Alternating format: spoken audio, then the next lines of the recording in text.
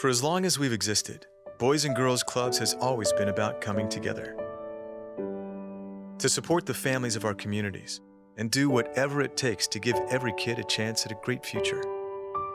But we're going through a challenging time right now. And while we may not all be able to come together in the same physical ways, in other ways, we're coming together like never before. Because that's what whatever it takes to build great futures means. It means providing a safe place to go for children whose parents are on the front lines battling the virus. It means providing millions of meals for kids who previously relied on their school or a meal program, which are now shut down. And it's about harnessing the power of technology to keep kids moving forward with their education. So yeah, whatever it takes to build great futures may mean something different right now. But whatever it is, that's exactly what we're going to keep doing. It's the bridge builder.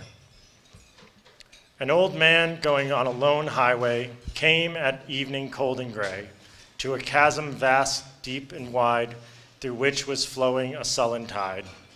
The old man crossed in the twilight dim. The sullen stream had no fear for him, but he turned when safe on the other side and built a bridge to span the tide. Old man, a fellow pilgrim near, you're wasting your strength with building here. Your journey will end with the ending day. You never again will pass this way. You've crossed the chasm deep and wide. Why build this bridge at evening tide? The builder lifted his old gray head. Good friend, in the path I have come, he said, there followed after me today a youth whose feet must pass this way. This chasm that has been not to me, to that fair-haired youth may a pitfall be. He too must cross in the twilight dim. Good friend, I am building this bridge for him.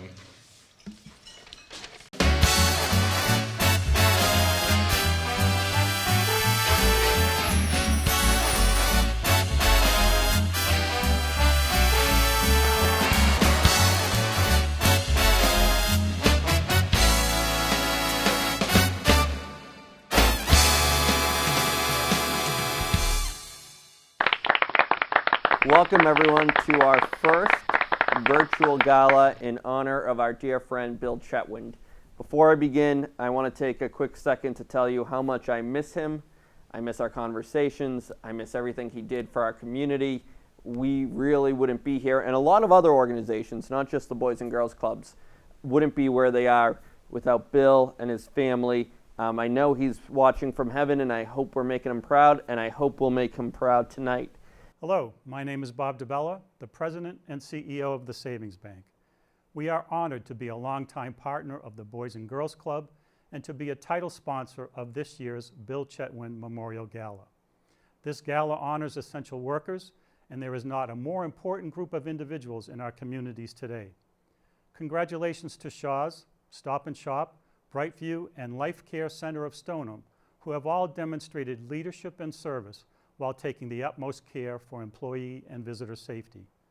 We also applaud the Boys and Girls Club for their work in helping our youth reach their full potential in a safe, caring environment and for supporting the heightened needs during the pandemic. The Savings Bank's long-standing mission has been to support communities and make them stronger. That mission resonates now more than ever.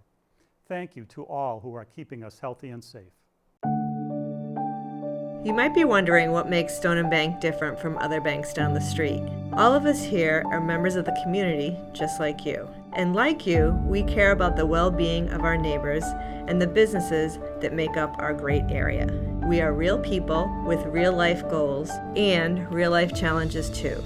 So we get it and take our responsibility to all of you very seriously. We set very high banking expectations for ourselves as well, knowing that decisions are made locally and that together we are making a real impact through our Optimum Pledge, where we give up to 10% of our profits back to the community. It comes down to people helping people, and our dedicated team is what truly sets us apart. Whether it's over the phone or when you walk into one of our branches, you can feel comfortable knowing that Stoneham Bank cares about you and your needs.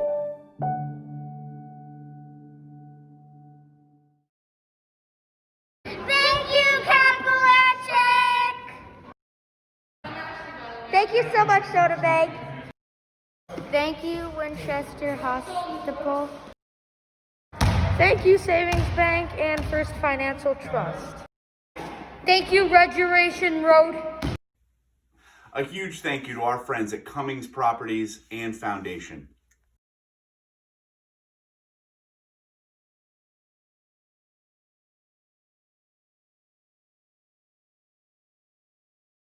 I want to start by mentioning, when I called Logan, I said, hey, let's do a tuxedo for everything, suit for everything. But today, as we're hosting, let's be casual. I meant casual in a different way than he meant casual. Okay, listen, I'm a teenager, and this is casual to me, Mr. Business over there. This is casual. This is what I sleep in. I don't doubt that. I wake up, and this is how I look. This is my Christmas pajamas. I'm so sorry for your family. I know, a lot of people are. Dang, and I did just get this message, actually, if you want to take a look at it. I'd love to. All right, show me. I really miss the Boys and Girls Club Gala, all the stories, the kids, especially that Logan. He's so funny, he's so cool, he's so smart. Hey, is Anthony Guardia still there? I thought he was fired. Yes, he's still there, still works there. So, while Anthony digests that... call or two here. Yeah, while he digests that and has his calls, let's go back to some of our past galas and look at some of our favorite moments from those galas.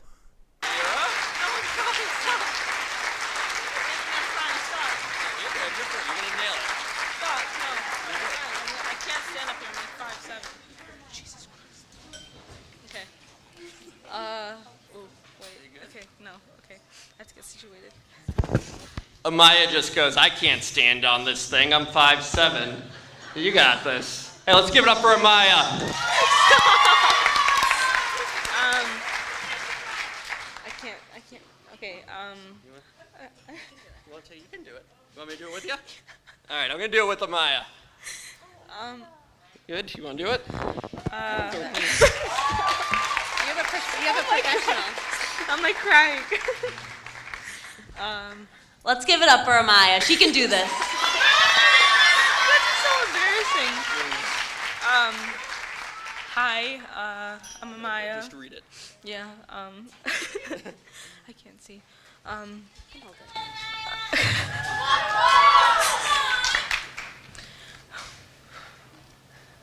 Most parents will tell you that nothing hurts more than seeing your child get hurt. It's the same for kids. It hurts to see my mom get hurt for not doing anything. My dad was abusive and out of the picture most of my childhood.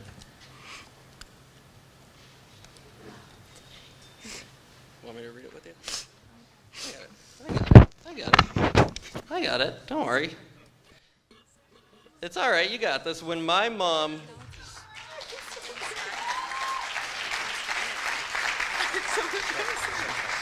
Yeah. Yeah. You good? You want to? Yeah. All right, she wants to do it. We're going to let her do it. Deep breath. Look down at the papers, read the words. That's it. You got it. Where was I? You don't have to look at it. Yeah, don't look at them. They're not even that good looking. Don't look at that. Wait, where was I? When my mom. Right here. Okay. When my mom left him, it didn't get better right away. We lived in some crappy areas. I lived in Roxbury, Dorchester, and different shelters. We weren't allowed to go outside because it was dangerous. Sometimes we would all have to sleep in the same bed, but no matter what, my mom would always take care of us. Throughout this whole process I felt towards my dad, I took it out on my mom, and something happened. I noticed it was my mom who was at every birthday. It was my mom at every Christmas and Thanksgiving. It was my mom who was always buying us new clothes and shoes and whatever we wanted and never buying herself anything. My mom would have us sit for dinner and not eat anything sometimes because we wouldn't have enough. Seriously, even now, my sister and I have to fight with my mom for her to get herself something. My mom is my hero. She is the most courageous person I know. She took 3 kids, left my dad, and started a new life in a different surrounding. My mom is here tonight. Mom, you are intelligent, charismatic, and strong and outstanding.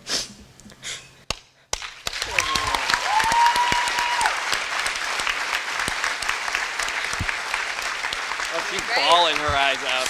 Is she? Yeah. I can't see her. Doing great. Hey, there she is.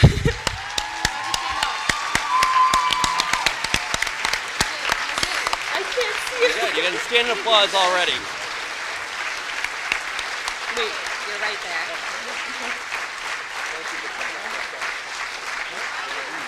My face is so red. No, it's really not.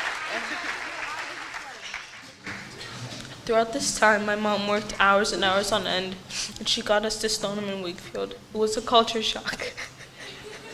I mean this in the nicest way possible. There were a lot of white people in Stoneham and Wakefield. A lot of girls with straight hair and a lot of people who didn't look like me. It was tough. I didn't fit in. I didn't have anyone to talk to. Then we ended up at the Boys and Girls Club of Stoneham and Wakefield. I never saw empathy from strangers until I came to the clubs. When my mom worked late, they'd let us stay later. When I was sad, they'd ask what happened. And when I came from a place where I didn't want to hug anyone to a place where these strangers told me they cared. Soon they stopped being strangers and became friends. The best part of the clubs, at least for me, is how much my little brother likes it. He is one of the first at the clubs every day, and seeing him happy makes me happy. Every day after school, we'd go home, we'd sit around and be bored. I don't care where you're from, bored kids stuck at home is a recipe for trouble. Now we have a homework room, a tech room, a teen room, a gym, and lots of staff who care. So I'm gonna end by doing something I don't like to do. I'm gonna ask for help. Not for me or my brother, but donate for women like my mom. Women who need places like the Boys and Girls Clubs so they can provide a better life for their kids. All right, give me a hug. Oh, you did awesome. You did awesome. You did awesome.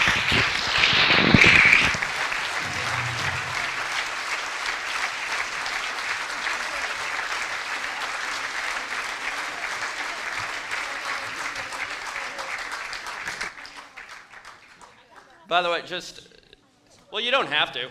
Just FYI, these are all club kids who volunteered tonight, and I think, I don't know about you, but one part that just almost got me is the fact that they all just ran up to hug Amaya. I think that was amazing, so kudos to you guys. Yeah.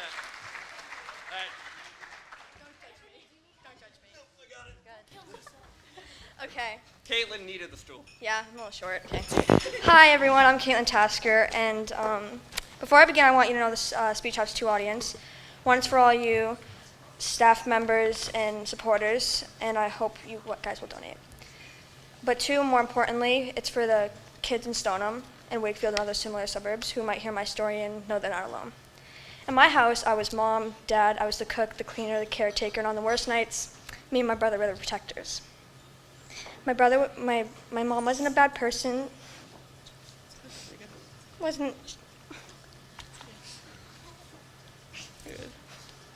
She was an addict.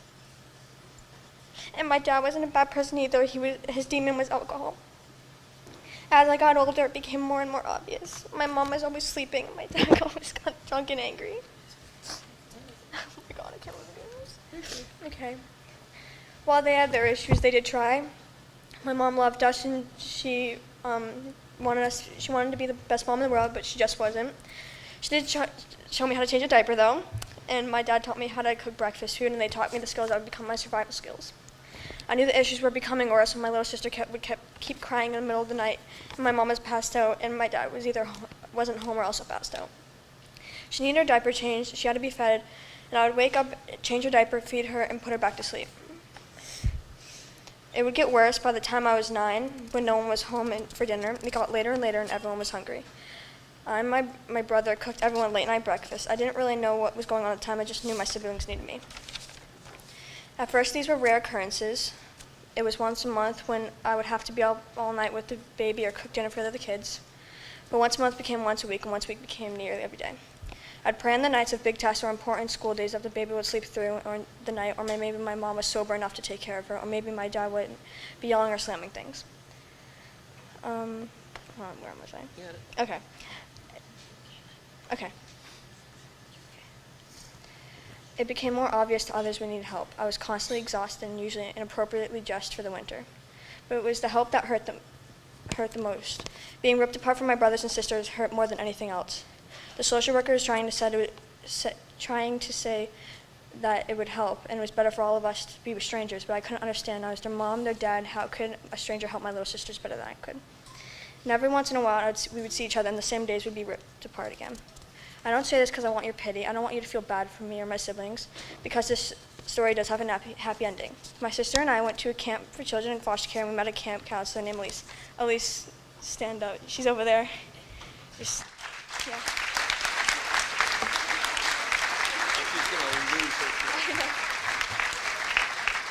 You are a counselor, our friend, and now you're our mom. You are going to adopt us together, and you gave us new life.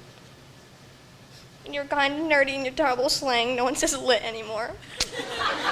But you saved our lives. Me and Cassie love you. Here's the thing. My story's even sadder because it's not uncommon. Right now, a lot of kids in Stoneham, Wakefield, and other surrounding towns are going through the same thing we went through. They think it's normal, and they think, and if they're watching this on YouTube, one, it's not normal to have to change your little sister's diaper because she's crying and feel no one else is waking up for her. Two, it's not normal to have to give your sweatshirt to your younger sibling because you're outside in the middle of winter and you don't have any other clean clothes. But here's the thing about towns like Stoneham and Wakefield. You're not alone. Just 2 years ago, a young woman named Ashley spoke at the same event and had a very similar story. She was one of the oldest like me, and she had to take care of her family. We have a lot in common. Do you know what else we have in common? We both found the Boys and Girls Club of Stoneham and Wakefield. We found counselors who care, we found social workers to talk to, and we found activities to do. We made friends here, and I love going to the club, and more importantly, my little sister loves it.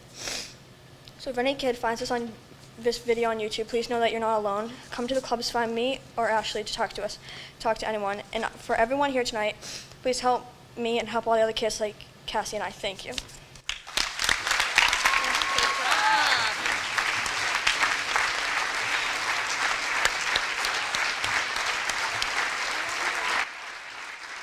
I love this up here.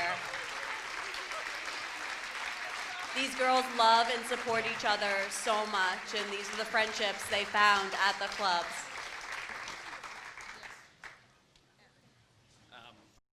You know, all joking aside, the clubs and their staff do an amazing job. And I said this last year, and I will say it again, because it is true. The programs are great, the building is exciting, but it's really the people at the clubs who make the difference to the clubs. You're right. You're absolutely right. And it is the people because, you know, we've had some great mentors in Wakefield and Stoneham and some great leaders in the educational system. And they'll tell you, you know, the most important thing beyond buildings, beyond programs, is those connections between adults and kids. And again, I know I'm going to sound like a broken record, but this is why we're here. If you want to donate this holiday season, StonehamWakefieldGala.com, text the number below us, or if you can, go to the auction. Check it out. We have a lot of great prizes, everything from wine to visits from a special guy to the special guy Santa, by the way. I just realized how weird that sounds. Like, you know, it's not me. I mean, even though I think people would bid on a visit from me. All right. Anyway, listen, why don't we get to our first interviews? I think that's a good idea. All right, speaking of some great people, it's Adam and John, our CEO and COO, respectively. If you want to know what we're planning at the club, what we did this past year and what we plan in the future, this is a great interview. They did excellent. So let's check it out. All right, we're here with Adam Rogers, the CEO, and John Brinkman, the COO, the Boys and Girls Clubs of Stoneham and Wakefield. Guys, welcome to our really interesting gala. Usually we would do this in front of a crowd at Danvers Port. We'd have prepared speeches for weeks, but now we're just doing conversations. So I know, Logan, right away, out of all the interviews, you were most excited for this one. And you were like, listen, I got to ask John the very first question. So, you know, you're a hard-hitting interviewist. You don't hold back. What's your question for John? So, John, you have a calf tattoo, right? I do. Why should you be allowed around children? All right, well. They have a great relationship. Yeah. They had a great relationship. That's very true. In fairness, it's a Red Sox calf tattoo, so if it was a Yankees one, you'd have an argument to make. No, it's true. Well, we're gonna pivot. Thank you for the question, Logan. Right there. But no, Thanks, we're gonna pivot to. All right. So I remember working with you. You know, we all work together. We're very close, and you know, kind of like the staff here at WCAT, and I truly mean this as a compliment to them. We're a very tight-knit staff. I think we all talk to each other every day, even when we don't want to. Even on the weekends, we G-chat. We know about we're all very close. When this first happened in March, we were talking to all the honorees so far about the craziness of nobody knowing what was happening.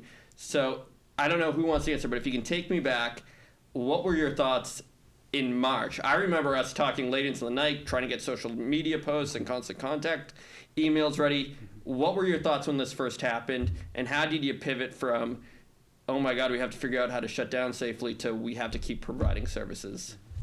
Yeah, I think like everybody, we were just trying to follow the news and try to follow what's going on, and we started with just trying to keep the kids safe and keep our staff safe, and that meant shutting down at the beginning. But I think pretty quickly, in the first day or two already, our staff were immediately thinking, what can we do?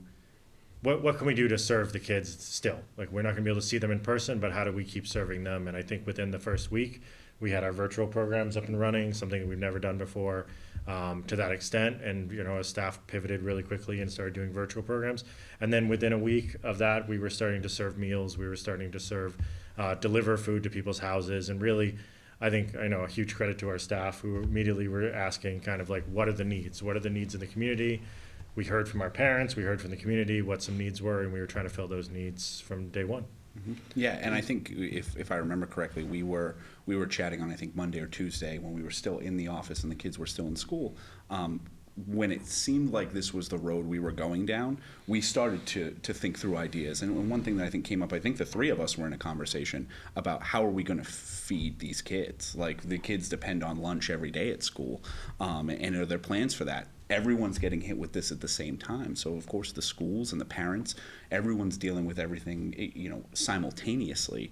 And how can we figure out how we can play a part in being able to be helpful to our families and serve them best? And, we're tens of thousands of meals later at this point, of being able to deliver meals. So kids had not only breakfast, lunch, and dinner every day, but food on the weekends, snacks and lunch during their remote learning days here with us at the club. So that's just one example of kind of how we jumped in and said, okay, everyone's dealing with a plethora of problems. How can we be part of the solution for at least some things to make things easier on our families? Well, and it wasn't just, to be clear to people, and I'm not trying to toot our own horn, but it is a fundraiser for us. And again, if you haven't donated yet, please donate now.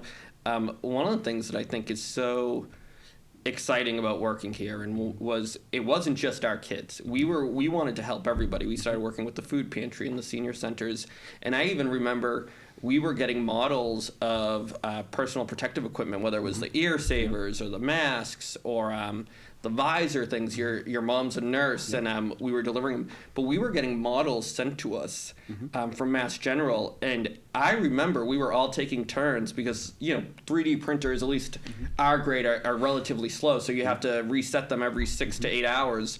We were going in every day, every 6 hours. I'd be there at 7 a.m. and then somebody would be there at midnight because the community was asking, we need this equipment, can you make it? And we were one of the few places that had 3D printers ready to go. Can you talk to us, though, about that transition from the online programming, the food serving, to summer camp, to how are we going to get these kids back in the building, and how are we going to keep them safe? You want to go first? Yeah, I think we always think of ourselves as kind of a community resource, to get back to your last comment about, we're not just serving kids after school. We're not just, doing programs for kids, but really we're part of the community. And if that meant we had to, when the food pantry, we said, hey, we have these boxes, but people don't feel comfortable coming. Can you help deliver? And we were ready for that. And then working with the senior centers on some other projects. But kind of as we got into the summer, we started surveying our parents, kind of asking what does this summer look like? What do you need from us? And that was the really big thing that we kind of focused on, is what are people saying that they need? And it came back a resounding that, there were a lot of people who still didn't need to send their child in, but there was a large number of our families that needed a place for their kid to go in the summer. So we kind of started to think about how we could do that safely. Yeah, and I think it was another example of our staff just jumping in and saying, okay, how are we able to pull this off for the families that need us? I would say our survey results came back with a pretty astounding result, and it was universally encouraged by the parents that need us the most, that they needed this type of programming to either be able to go back into their office or their place of work, or to be able to get their work done at home. So I would say right away, right when the governor's announcement came out that summer camps would be able to open under strict guidelines, I want to say in under an hour we had made the assessment that we were going to be able to pull something like that off. I toot the horn of our staff pretty heavily. We were one of the first camps to open in the Commonwealth. We were open on the first day that camps were eligible to be open in Stoneham. And we had great relationships with our Department of Public Health, and we ran summer camp for 11 weeks, and no COVID cases. So we were able to do it, and that was the most important thing, safety. But we were able to do it and do it safely all summer. Yeah, and we know that our safety techniques are to help mitigate spread.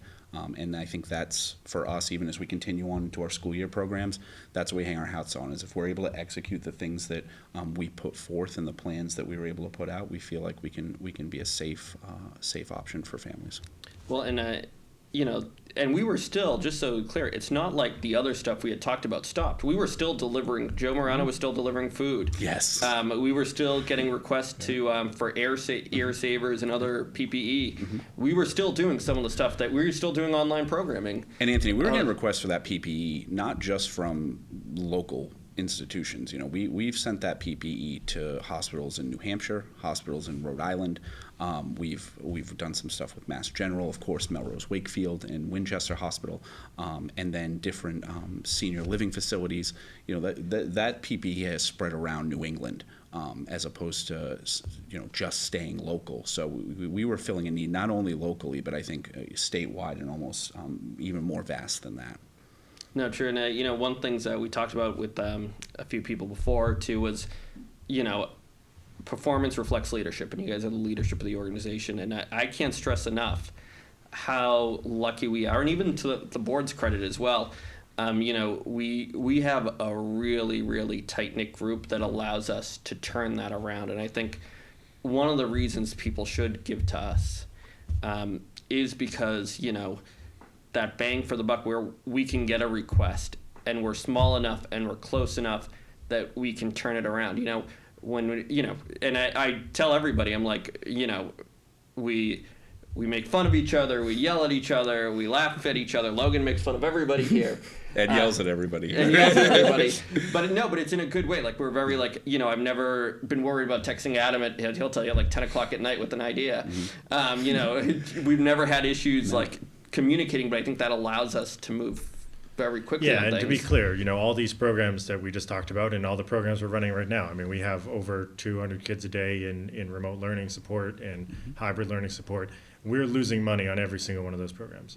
We continue to have our staff do virtual programs for families. And really, I give the board a lot of credit, because when we sat at the beginning of this and we said, okay, well, there's two roads we can go down. We can just shut down and just, stop serving, because we don't have bingo. We don't have a lot of our traditional sources of revenue that are running because of everything that's going on. But really it was, we're here to serve the community. And we trust that the community will help support those efforts. And we trust that the community will have our backs. And frankly, they have, and I'm sure they will continue to have that. But, everything we're doing here, we're kind of on a limb, right? We're charging less than it costs every single week for a child to come, and we always do that, right? Our membership is it costs us 25 times as much to serve a kid than we charge for a membership, because we think that the pay shouldn't be a barrier. That the amount that it costs shouldn't be a barrier to a quality education. We were just talking earlier about how the learning loss is real. We usually talk about summer learning loss. Now we're talking about a whole school year's worth of learning loss, and that is being more acutely felt among lower income students. That's true. That's very true. And we are one of those kind of safeguards that say, okay, well, if you have to go to work, if there's nobody home to help your child with remote learning, there's a place you can go in the community that has caring adults, that has internet that works, that has computers that you can borrow, that has headphones and noise canceling headphones, and plus you can see some of your friends and have a little bit of social time. And we're able to give that for free to students who need it for free. And we are able to do that because of the community support. Well, yeah, and to kind of piggyback onto the point that you had both kind of made, when all this started and with all the chaos that ensued kind of in March and April, one thing that was at least exciting for me as a professional was there was never a request that came in when we were conversing that we ever went, we're not going to be able to pull that off. Everything that we did, we sat there and said, all right, let's find a way to be able to do this because we're not sure if anybody else can. And if we have the capacity and the means to be able to do it, we feel like we'll have the community support to be able to pull off whatever it is that we're trying to pull off.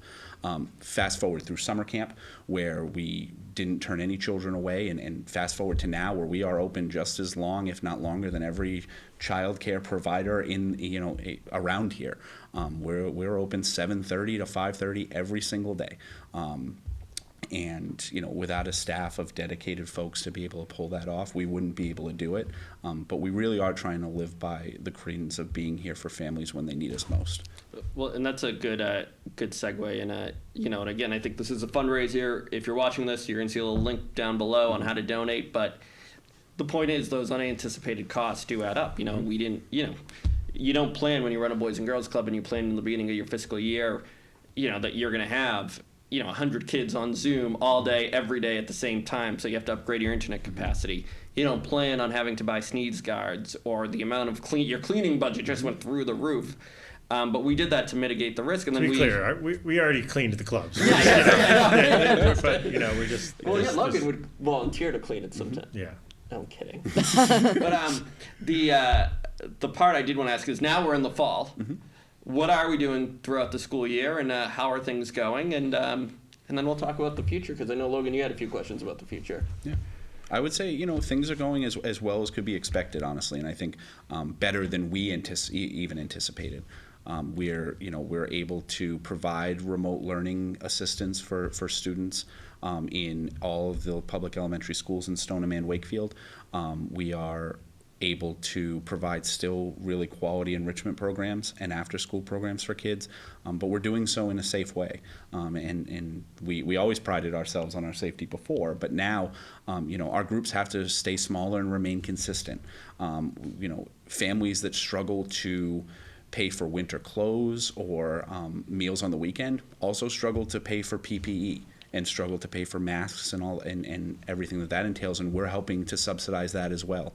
We're training our staff on new cleaning techniques and trying to operate as well as a well-oiled machine as much as we possibly can during this time. So we feel good about where we are, I think, because we feel like we're providing an essential service. And in order to do that, I think one of the keys is we're trying to serve as many kids as possible, and the demand has been there. So we have expanded into new space in Wakefield and soon in Stoneham. We have already in Stoneham as well. So there is expenses associated with we're trying to spread the kids out more, so we need more square footage. We have, you mentioned it, but we're spending over $1,500 a month right now on internet, and that's because we want to make sure that every kid who's got to be on Zoom at the same time can get there, and the cost of firewalls and all that stuff that you don't think about that goes along with that. But I think the biggest thing is that we have a lot of we don't want to be sitting here saying that we can't serve these kids because the cost is too high. Yeah. We're doing it. We're going to do it, and we're going to figure out a way to do it. So. Yeah. If people need us, we want to be there.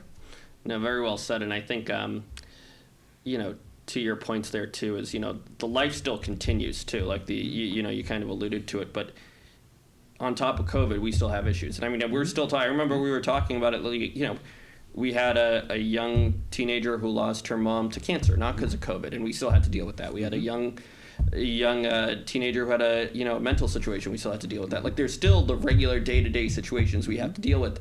But on top of that, now for a lot of essential workers and a lot of just regular employees, like, we're also providing that care that we never did before, which is the 7 a.m. to 2 p.m., 7 a.m. to 3 p.m. care. But And it's exciting, and now we're going on to more exciting times. And I know, Logan, you had a quick questions about the teen center and a few other things. Yeah, so you mentioned something about a new teen center in Stoneham, right?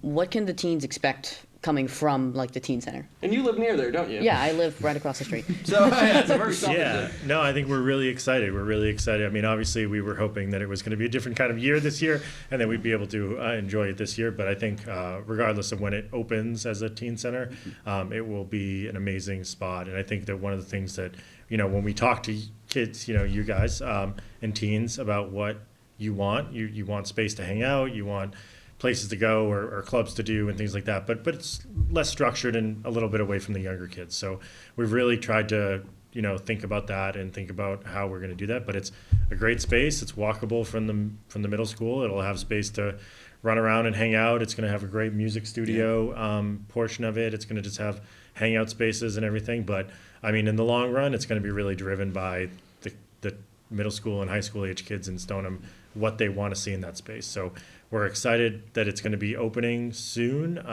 Definitely hopefully by the beginning of next school year, it will be a teen center. Right now, it's probably going to act as one of our hybrid learning sites until the whole situation kind of gets back to where we can have teen centers again. But yeah, it's going to be really. I think there's a lot of exciting programs, and really we do want to hear from the middle school and high school age students in Stoneham of what they want. And likewise in Wakefield, we have some new exciting programs and things that we're hoping to roll out once we get back to being able to do teen programs the way that we used to. And hopefully we'll have some exciting announcements about that as well. But the Stoneham Teen Center is going to be really great. Yeah. And then Logan, I don't know, you've been in our teen room in Stoneham. Was there ever more excitement than we were talking about what we could put in a new space? Like, I never noticed the teens more enthusiastic and giving such great ideas than when we were talking about, hey, if we can make this happen, what would you guys want to see? Yeah. I can't really think of anything off the top of my head. But I mean, I think it was great, and I think it's going to be even better having our own space. Yeah, and so just to, that teen room in Stoneham could get a little crowded. It can get a little, you guys are always on top of each other. So this new space is going to be about 10 times bigger than that, and have a lot more like special spaces and stuff in it. So I think, hopefully we get 10 times as many kids and it's just as crowded, but it's going to be great. So yeah, and honestly, we felt like we were hitting our stride with our programming in February and March at both of our locations. We felt really good about the products we were putting out there and the opportunities we were giving to our kids and families to be able to enjoy high quality after school programming. We remind our staff of that constantly, and they remind us of that constantly, that we plan to pick up right where we left off when we return to some level of normalcy. Not true, and I know people are going to ask what's going on in Wakefield. They will. I would just say stay tuned. We're working on it. It's I think our commitment to finding kind of a permanent home for Wakefield and a place that we can really expand and have all the program opportunities we want. We're very committed to that. We work on it all the time, and we're hopefully going to have some things to announce in the future. Not true. We've learned the hard way never to put timelines on it. In the future. And Logan, you had an additional question, right? Yeah. So you're the CEO of everything. Sure. Okay. Yeah. Okay. So you hired John, you hired Anthony, stuff like that. So how can we trust your decision-making skills then? Yeah, I know. Everybody makes mistakes, and the biggest thing, Logan, is to learn from those mistakes. So just anybody we hire in the future, we'll definitely be vetting everybody a lot harder. We'll definitely have them talk to you first. Just make sure that, we don't make, sometimes you make mistakes you got to live with, right, Logan? Yep. Don't let him pretend he didn't know about the calf tattoo beforehand, Logan. He knew the whole time. Listen, I knew about the John Cena model collection and all that beforehand. We didn't know about your hair until you showed up. Well. I know. Speaking of mistakes. Yeah. We got to get viewers on this video. That's how we're doing it. True. And also, if you guys want, if you Google care.com, Logan was in a care.com commercial. Yes. 8 years ago. Listen, the IMDb page never lies, right? Logan's our celebrity actress. Yeah. 27. Other clubs get football players. Other clubs have like TV personalities. No, we have Logan. Yeah. You don't need anyone else. I'm here. That's it. That's all you need. All right. Well, that's it. You did. Oh, you did want to ask about the future, right? Oh yeah. So what can it kind of everyone expect? Not just specifically the teens, but just everyone overall can expect for the future. I think we're as we hopefully have shown through this last year and in the future, we're going to constantly be trying to serve the community, whoever the community needs. So I think we've got a lot of exciting plans about things we can do in the future and more ways that we can do more for our communities. But I think it's hard to say. I mean, I think the answer is we're going to continue to serve our community. I mean, however that means, if that means we need new buildings, if that means we need bigger spaces or smaller spaces, or more specialized spaces, we're going to keep doing that. But it's all about, how much we can do, and a lot of that depends on support. And the community support has been amazing for the last few years, and I'm sure it will continue to be amazing. And so the more we can do more with the more resources we have, right? Yeah, and that's our plan. Our plan is to keep doing more. I think we've grown exponentially as an organization over the last number of years, and throughout all of the kind of tumultuous times that we've had recently, I think we've tried to show that when given a chance to better our community, we're going to do everything we can to try to make that happen. So you might say we're going to do whatever it takes. You might. Hashtag whatever it takes. Whatever it takes. I mean, honestly, this year that motto is our relatively new motto. It just became our new slogan last year before all this. But it could not have been a more appropriate slogan this year than whatever it takes. We'll do whatever it takes. Now, Adam, I should have, because we don't do a lot of, I should have prepped you for this question beforehand, but it's the perfect last question.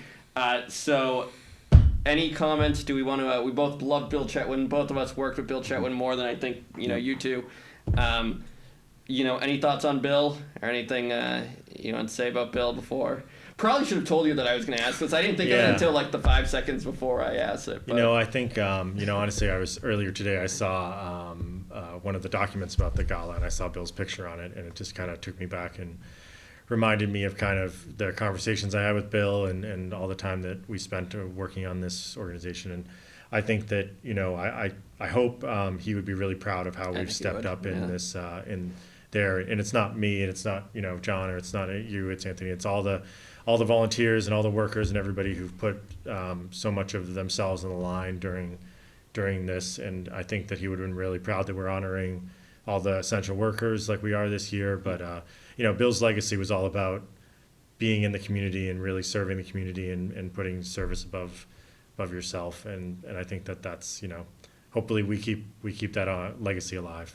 No, well said, and absolutely, he's a great guy, and I'm sure he's very happy, and he's probably making fun of us along with Logan and John. So, all right, well, thank you guys very much. Thank you. Great guys. to have you, and we'll go on to the next interviews. Thank you, Hobbs Book Management from the Boys and Girls Club. Thank you, Stop and Shop.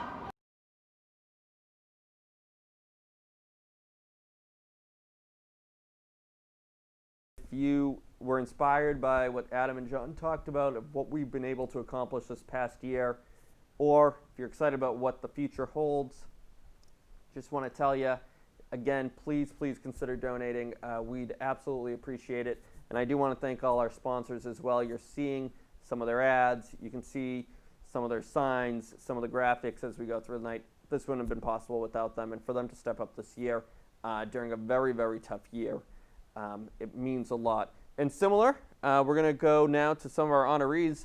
We'll start with our first two. It doesn't mean they're the first, other than the fact that this year they were our honorees and they were interviewed first. Care Center of Stoneham and Shaw's in Wakefield, just some incredible partners. And I have to remind some friends, I found out after it was taped that if you go to Shaw's in Wakefield right now, if you donate at the register, we will be the recipient of those donations. So Shaw's, again, stepping up like they have throughout the pandemic, throughout, really the whole beginning of our whole history of our relationship. Joel and his team do a wonderful job. And same at Care Center. Jeff, Terry, their team, amazing contributors to the Boys and Girls Clubs. So we should probably watch those interviews. Yeah, but just before we do get to the interviews, I do want to give a trigger warning. We get in depth with the COVID-19 pandemic, and if you have somebody who's struggling with it or maybe a family member who passed away from it, you may want to skip ahead just a little bit because we do get into it. But besides that, should be good. They're fun. It's just there are some serious parts in them. No, perfect, Logan. Good one, and that's especially true with the Life Care Center of Stoneham interview, which we'll start now, and then we'll go to Joel and Shaw's. Mm-hmm. All right, we're here with Jeff and Terry from Life Care Centers of Stoneham. Life Care Centers of America is one of our honorees at this year's virtual gala, and we were talking with Brightview earlier, who is one of our honorees from Wakefield. Life Care, of course, from Stoneham. And one of the great analogies we went through was how similar our work is, except for different demographics. You know, when a kid comes to the club, our job is to make sure they're safe, make sure, you know, they're educated, fed, make sure that, you know, when they're in our custody, they're living their life to the fullest. You know, how are you guys doing at Life Care Center? How are you maintaining that during these incredibly, incredibly difficult times? Yeah, just like you said, it's about community here at the beginning of it. We're kind of at the end of it. It's been very different.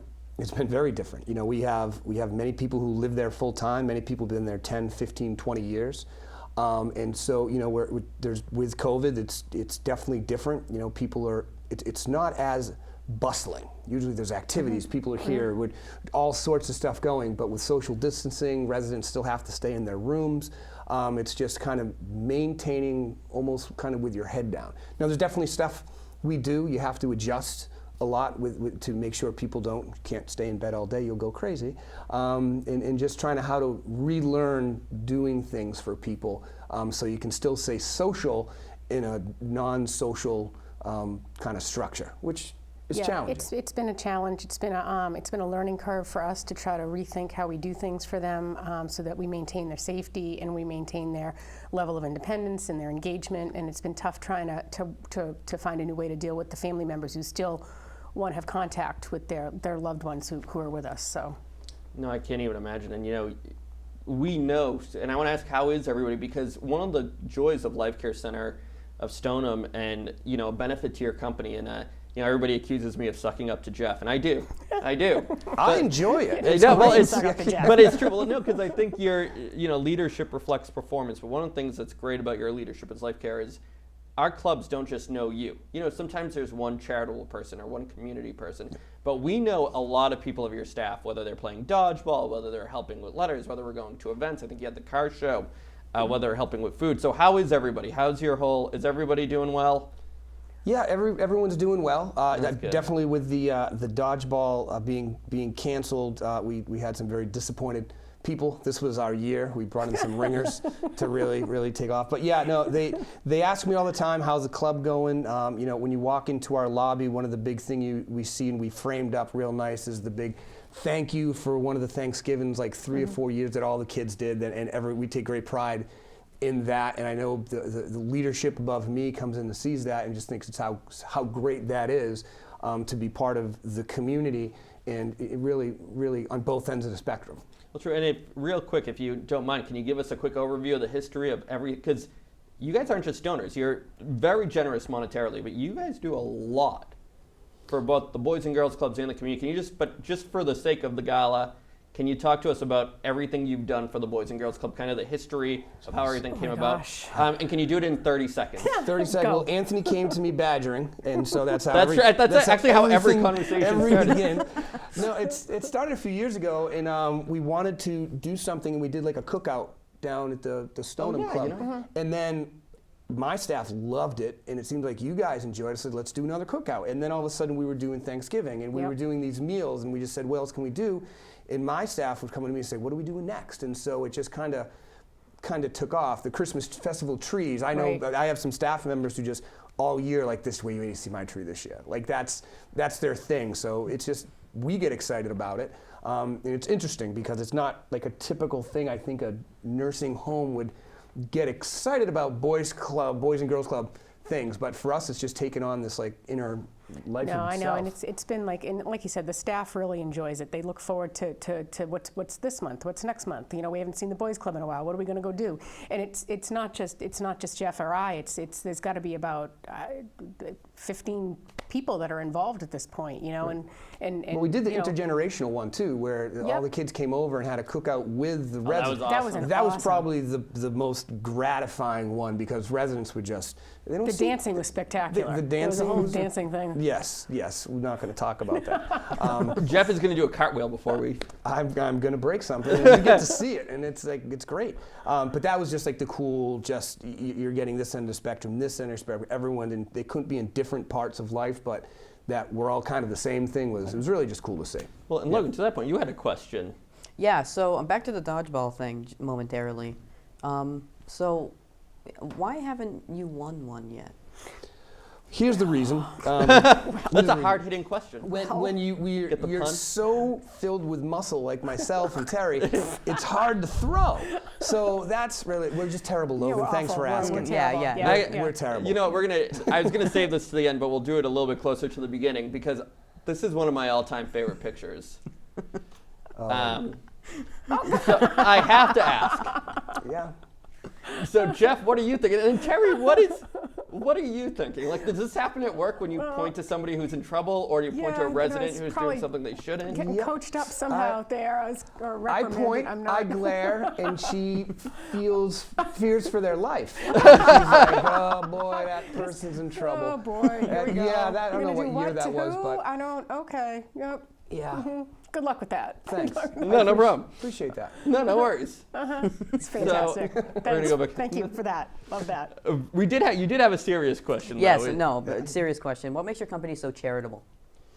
You know, our Life Care Centers of America is the largest provider of long-term care nursing facilities.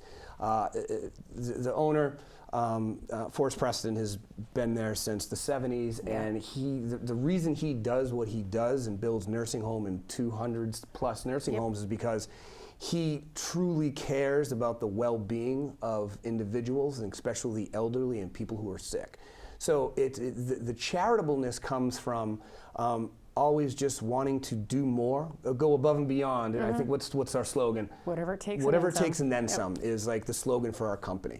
And so when you get into a community and you can outreach anything, not stuff that just has to do with nursing or with hospitals or healthcare, it gives everyone in the company, you know, great pride, because the mission isn't just about the people inside, it's about people you might see soon and the families that you touch and the relationships. So we're not just a building. If you were just a building taking care of things in the building, you wouldn't be successful. It permeates outside, and next thing you know everybody. And it gives me great joy, but I think, you know, when you have a facility like this in a community, to sort of help, you know, you help each other, you feed each other, you grow each other, and it becomes it takes a village to sort of you know, run the type of facility we do. And so, you know, we're happy to be charitable to the Boys and Girls Club, and it comes back to us tenfold, you know, just by even having the kids and the interactions with the residents when we used to be able to do things and see people, you know. But eventually, we'll be there. We'll be there. Yep. But, you know, even the letters and the cards that everybody from the Boys and Girls Club and the community sent in that you guys helped organize was just an amazing spirit lifter. And so, you know, when we you know, look to give back to you guys and donate to the community, it rewards us on the other end too. So. No, well, it is very appreciated, and again, the similarities. You know, we talk to people. You know, our slogan for our campaign slogans for the Boys and Girls Clubs of America is "Whatever it takes." So it's very, you know, very analogous to each other. And then, Logan, you had a similar question, which is. You know, I won't steal your thunder. I know I get accused of this all the time because I'm the more handsome one. But. Why did you donate to the Boys and Girls Club specifically? It starts probably from me. My father was a club kid, Ionic Ave, Worcester. I grew up at Lincoln Square Boys Club in Worcester. And so without the Boys Club for myself personally, you know, that really did a lot for me, kept me out of it kept my dad out of a lot of trouble, and it kept me out of a lot of trouble being in Worcester, and my dad grew up very impoverished. So I think when there, and then I get into a community, and you see a community, and I've always kind of been very partial to the Boys and Girls Clubs, because you want to be partial to something, and I think the strength of the Stoneham and Wakefield clubs, and the board, and the people who are, and Adam, who's running, who does an absolute incredible job, it just kind of clicked, and then it just wasn't just like a one-time thing. It just the relationship began right away, and even with guys like this, so you can build relationships with, and things just grow. I think that's why I guess chose it, but then it didn't take more than another second for everyone to jump on board and like, this is just awesome, Yeah, it's rewarding. It's fun, and it doesn't, and it's. And Jeff just mentioned growing up in Worcester. Would you consider him, like Terry, would you consider Jeff like the bad boy of executive directors among assisted living facilities? Oh my God, he's sucking up again. There we go. He called me a bad boy. The bad boy of executive directors. He's a freewheeler. Let's go back to that picture real quick. Well, listen, I until COVID, be honest with you, I feel like I've never worked a day in my life. I've been in the nursing homes for 22 years, and it's just been. And you gotta love it. You gotta love the residents. You gotta love the people who do it. So it's not about, it's freewheeling. Yeah, I fight with people. Well, yeah, there were supposed to be 3 people here today from Life Care. But no, they didn't make it. Yeah. They didn't make it. Every day is an adventure. Yeah. Well, true. Well, and I know, Logan, I'll give you the final question before we move on. But why should other companies follow your lead in donating to the clubs? When you're donating to, I think people think Boys and Girls Club, and they're like, just the kids. Yes, it is, but it's not just the kids. It's the children, it's their parents, it's their grandparents, because all those people are, they're vested too in the children, and not all of them. I mean, that's why you have the club. There's stories there, but I think when you reach out to that, it's just not about. It's that whole parable. But give a man a fish, he eats for a day. Teach him how to fish. He eats for a lifetime. It's the kind of thing that you can see it hit multi-generational. I think it's I hate to say it's the biggest bang for your buck when you're talking about philanthropy. Well, we're trying to get donations, so It's the biggest bang for your buck. Go ahead, you can say it. No, it's just the biggest bang for your buck, and I don't mean actual cash, but I mean if you're going to give, you want to be able to make that go as far as you possibly can. And I think when you do this, it impacts, kids and young adults in a fashion where it's going to take them. They're going to take that the rest of their lives. And so it's just not just now when you say, hey, thanks, and walk away. Someone might think back 30 years. Like I think back to my boys club days all the time. I can smell the pool. I can all that kind of stuff. So people who grow up in the Boys and Girls Club, it doesn't go away. It's always part of them. So if we're able to help in that fashion, we've just not helped at that moment for that. It's something that gets taken throughout a lifetime. Mm-hmm. Yeah, and I think that people maybe people don't understand the level of programming that you guys offer, and the things that you offer these from the littler kids to the teenagers and the high school kids. I mean, we had a young lady who won a scholarship, and she was in a nursing program. It was a rehab program, yep. Correct? Yeah. Yep. But it's just the profound impact that just going there and attending your programming and doing the things through the community that just helps shape these young people into to great adults. Well, and one last comment. I know we're running a little bit against the clock here, but it's we were telling all our honorees, this year it's such an interesting gala. This is going to be playing throughout the holidays. We're going to have on Facebook, YouTube. If you Google Boys and Girls Clubs, this video will come up. They'll see you, Jeff. They'll see you, Terry. I'm sorry you have to see Anthony. Yeah, I'm sorry. Yeah. It's like Logan's favorite guest. That's right. Yeah. But no, people were asking, people ask well, how do you come up with honorees? How do you decide who to honor? And sometimes it's, who's done the most charitable work for us in a specific year, the donation level. This year was so interesting because we looked at what was going on in, worldwide. And one of the reasons we decided to pick you, it's not just that charitable work that you do for us, but it is the work that you do every day. Because I think we think of essential workers and, we think of cops and firefighters and doctors who are just amazing people. But what was been getting, I think, lost in the shuffle is the work that you do every single day, and the people who depend on you every single day, and the families that it impacts, and those circular rings that grow and grow and grow. So on behalf of the Boys and Girls Clubs and everybody here and Logan and all the kids, we thank you for your donation. But from a community-wide standpoint and I guess a countrywide standpoint, just thank you for the work that you're doing. It's probably the most important work. I hope we never have to deal with something like this again. So it's probably the most important work you're doing right now. So thank you for doing that. I appreciate it. We sit here and we, we're in charge of the building, if you were, but it's those people who are on the front lines that the thing about the nursing center during this time is that I kudos to the hospitals and all that kind of stuff, but when you have people who live there 10, 15, 20 years, you have caretakers who've been taking care of these people 10, 15, 20 years. And not to get too glum, but when things were on fire, you'd have someone pass away, and their caretaker has known them for 15, 20 years. Right. And you've got full mask and full gowns and all you can see is the tears coming off that worker who's going into the next room of the person they've taken care of for that long, and guess what? That person's not doing well. So it's people didn't just drop their gloves and leave. People stayed, and it was hard, and there were a lot of tears that went down, and people are not coming out. I know my staff, myself included, not coming out of this the same they went in. People are stronger. People are still broken. There's a level of PTSD that continues. But all I guess that I've always said I wasn't going to try to get all negative, but I just wanted to. The amount of respect I have for my staff is just they were amazing, incredibly overwhelming, and there's no way I'd ever be able to explain to them how much they mean to the people they care, the families, and they make the world a better place. They really do. So that's my little soapbox. It was amazing to see. It was an incredible.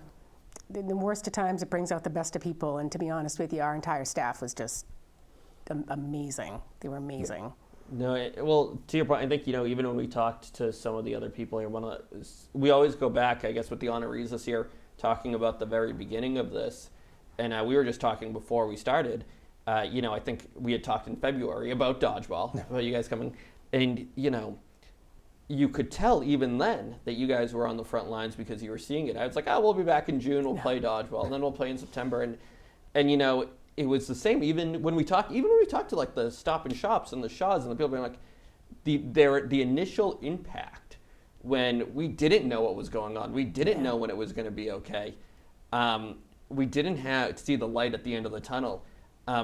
You guys, like a lot of the other honorees tonight, were just unbelievable, but you don't get the recognition that you probably deserve, that you definitely deserve, but that you'd get from, if you were in another industry. So I hope we can try to even that out tonight with our little gala and try to, give you that recognition. I appreciate it.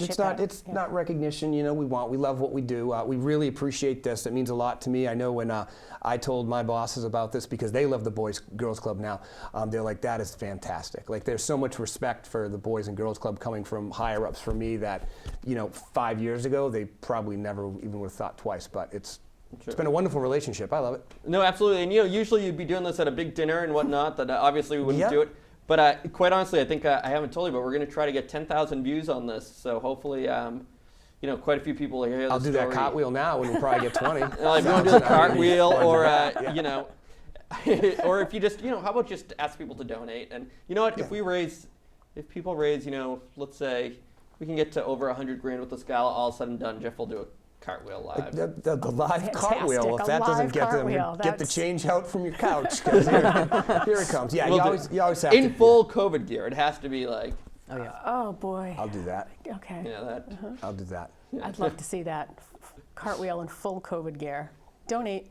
Absolutely. So yeah, actually, I'll point down, but because when we do this, we'll have like the little graphic that says "Donate now." So donate now. Donate now. Watch this guy kill himself. Oh yeah. So well, on that note, but guys, honestly, thank you for coming. We really appreciate it. Logan, you've won a few dodgeball championships. What advice can you give Jeff so that he can, not be so bad? Well, as a professional dodgeball player, it is very difficult to be as good as me, but I can definitely help give you some advice. Definitely, it's a lot of teamwork, and just throw the ball. It's that simple. Yeah, See? it's that See simple. if you can throw the See, ball. see, That's you what we can were throw doing the ball. wrong. We were That's what just- we were doing wrong. Yeah. So We were just ball. holding it. Yeah. little do you know, at the end of all the dodgeball things, there's always like an extra trophy or two. And so being on a little secret, being on the board, sometimes I can get my hands on those. So in my office, I have my lined up dodgeball. So everyone I work for thinks that we're the champions. So we've never won a game. But yeah, the trophies say otherwise. I mean, that's proofs in the pudding. Trophy say. Hey, one year you brought a Marine, if I remember correctly. You guys brought like. That was our best performing year. It was a great That kid was we amazing. almost won that year. He was like just out of Afghanistan too, and he was just tossing that. Like we had to sucker. literally like recruit players on the other for the other team, or else like it would have been a Yeah, we And almost then won we that year. then we lost. Yeah, then we lost. Yeah. We lost. Oh, Yeah. all right. Well, with that said, thank you for coming. You won appreciate it. tonight, though. You won tonight where it counts. Well, thank you. Thank you. You know, and Logan, no, thank well, you. we're happy to have you, and thank you for everything you guys do. So, Thank you. Thanks for having us. Appreciate Thank it. you. No problem. We're here today with Joel Patterson, the store director of Shaw's Wakefield, one of our honorees at this year's Bill Chetwynd Memorial Gala, which is absolutely different than past years. This year, it's a virtual gala because of the pandemic. Joel, thank you so much for being here. Thank you for having me. With me and my dear friend Logan. Hello. So before we start, I want to share a quick anecdote that I thought of as we were starting this.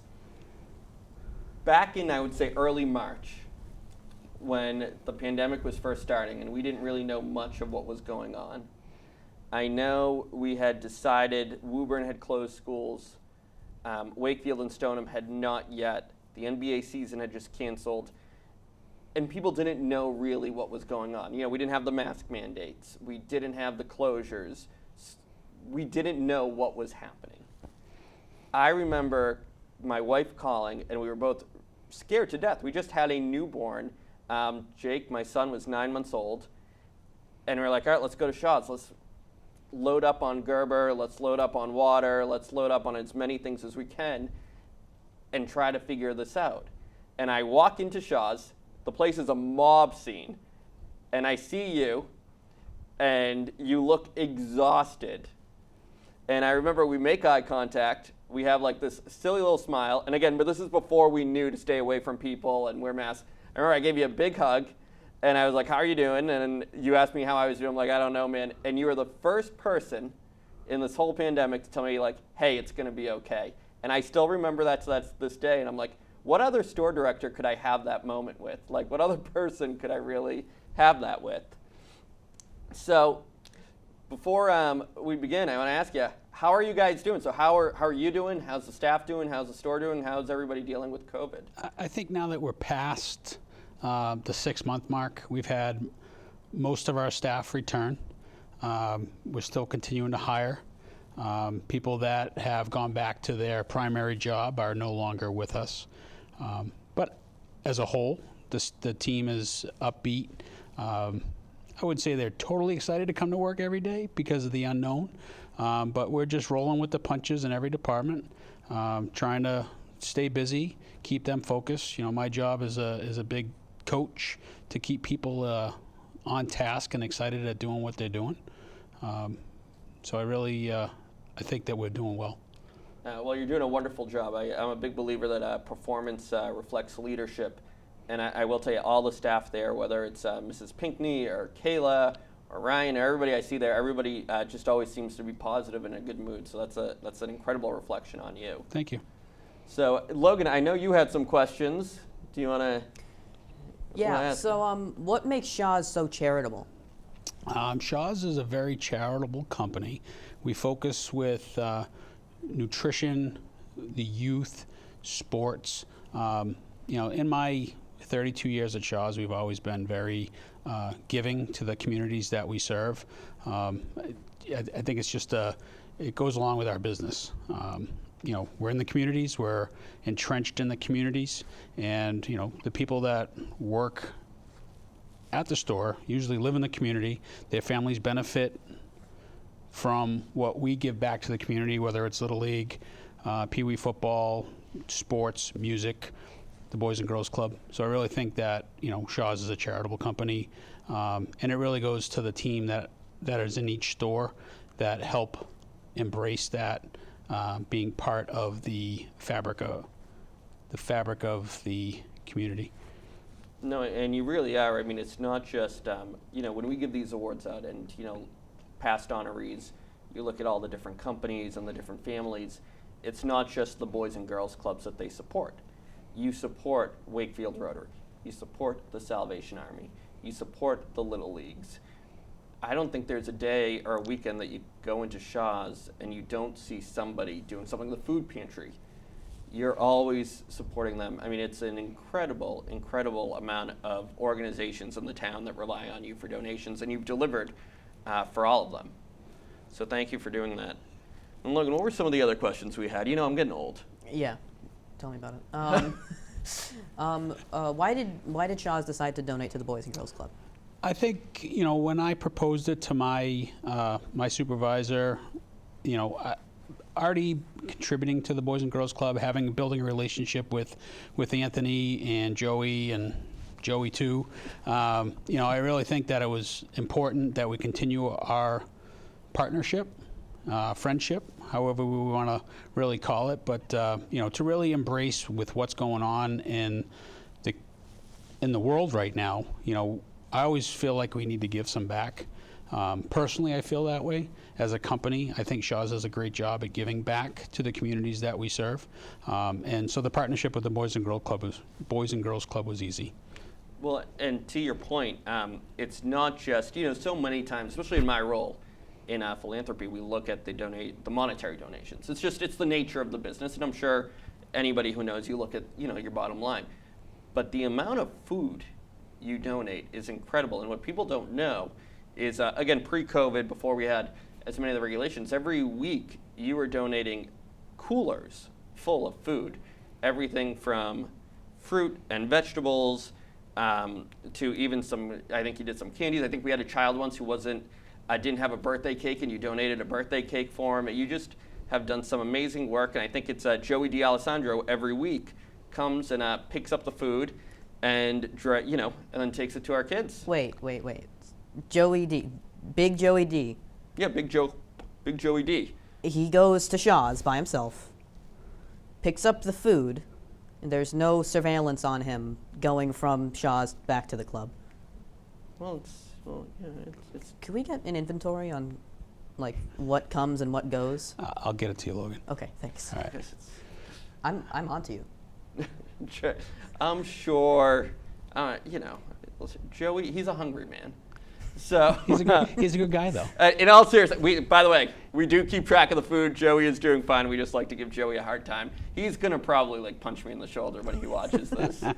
But it's wonderful. And if you ever hear, the importance of those food programs, there's a lot of shame around hunger in these communities. And a lot of the issues is, especially when you come from the suburbs, you don't want to be seen as the family who goes to the food pantry. You don't want to be known as the poor kid. And Joey D'Alessandro is somebody whose family struggled with hunger when he was younger. And he talks why this program is so important to him and why what you're doing is so important.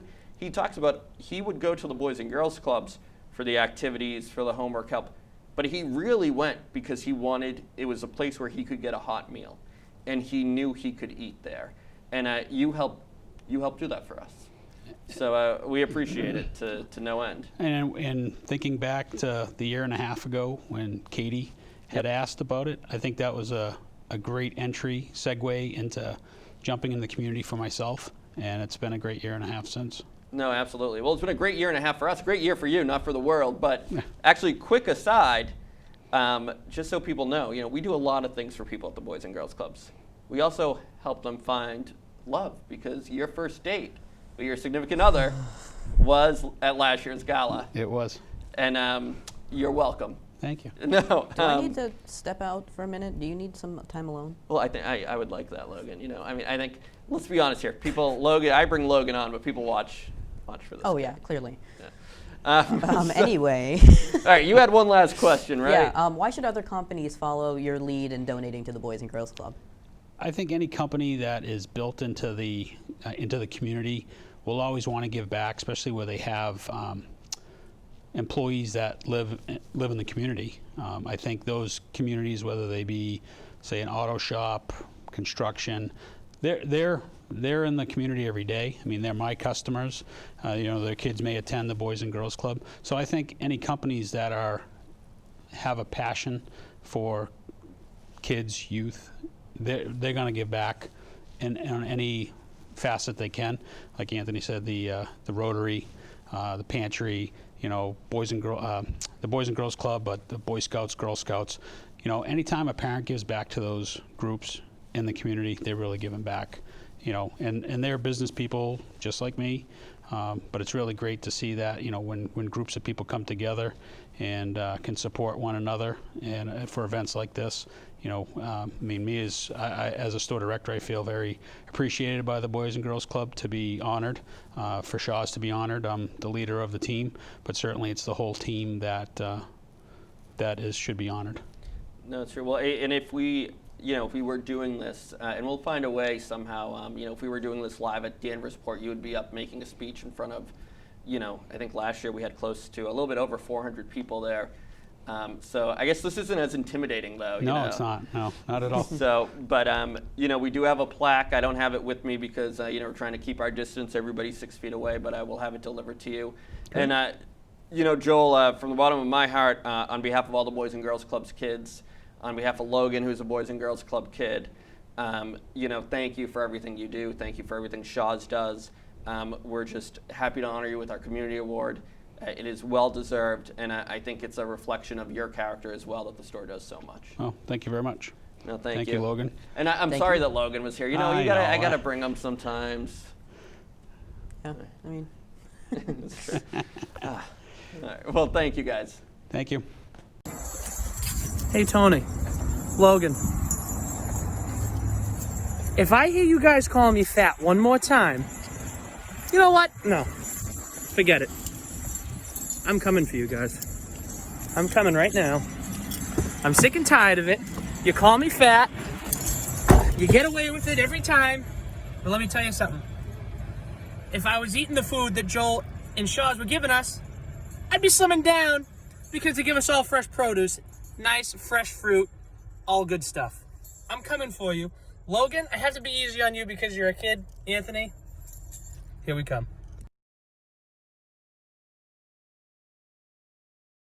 the door is locked, right? I think so. And WCAT, I think, has security. Okay, So, good. yeah, so I'm not scared of Yeah, Joey. well, yeah. Yeah, Joe, you come on down here. Yeah, You just- try to teach us a lesson. I got tickets to the gun show for you. Yeah, just make sure the doors are locked, though. Yeah, and they have Yeah. security. Yeah, I mean, Yeah. Ian's here. Yeah, that's fine. Oh, yeah, Ian's here. It's Yeah, fine. I'm not scared of Joey. Yeah. But he didn't really look this aggressive during our interview. No, actually, he was pretty impressive. I hate to say it. So, he actually will do his testimonial first, and then I guess go to his interview, because Joey spoke at our very, very first gala. And now this was before WCAT filmed him, so I have to apologize for the quality. So it's not as great. But you can still make out his story. It's still amazing. Again, I hope you get inspired, and I hope you get inspired to help more kids like Joey by donating. Again, I know I sound like a broken record, but our sponsors did it. We hope you'll do it too. Let's hear what Joey said a few years ago. Hello, everyone. My name is Joe. Believe it or not, I am Italian.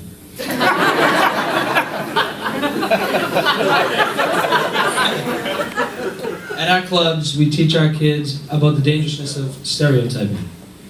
But as an Italian boy, there are a few stereotypes that were true, in my case.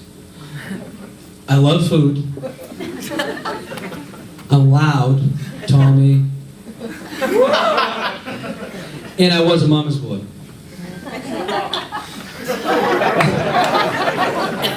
To me, my mother was the greatest woman.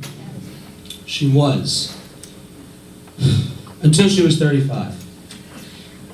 We talk about how the opiate crisis is destroying teens through them and their families. For my family, it destroyed us through my mom. At 35, she had a hysterectomy, and by 36, she was hooked on painkillers.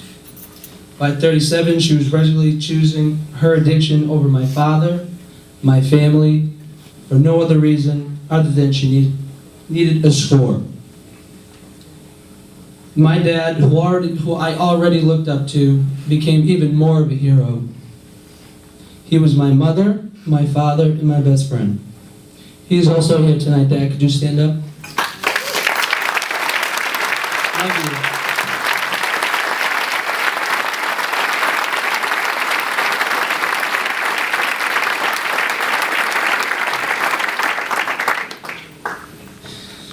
Do you want to know the most important thing that the Boys and Girls Club did for me when I was a kid? It had nothing to do with the programming. It had nothing to do with the mentoring, not the homework help, or the physical activity. The most important thing the Boys and Girls Club did for me was give me a place to be. Because I'm going to be brutally honest, okay? I'm a big guy now, but I was a big guy then. Okay? And if I went home, I would have killed the guy who was killing my mother with drugs. The club staff knew something was going on. They knew because I was taking care of my sister and because I was helping my dad around the house more and more. Because the mother I had been connected to at the hip for so long was nowhere to be found. They let me stay after close. They pretended they had reasons to open early so I could come in. They came up with random volunteer jobs so I could keep busy. They made sure I went to school, got involved with athletics, gave me the opportunity to be a team director, and I just recently graduated with my social work degree in social work from Syracuse State.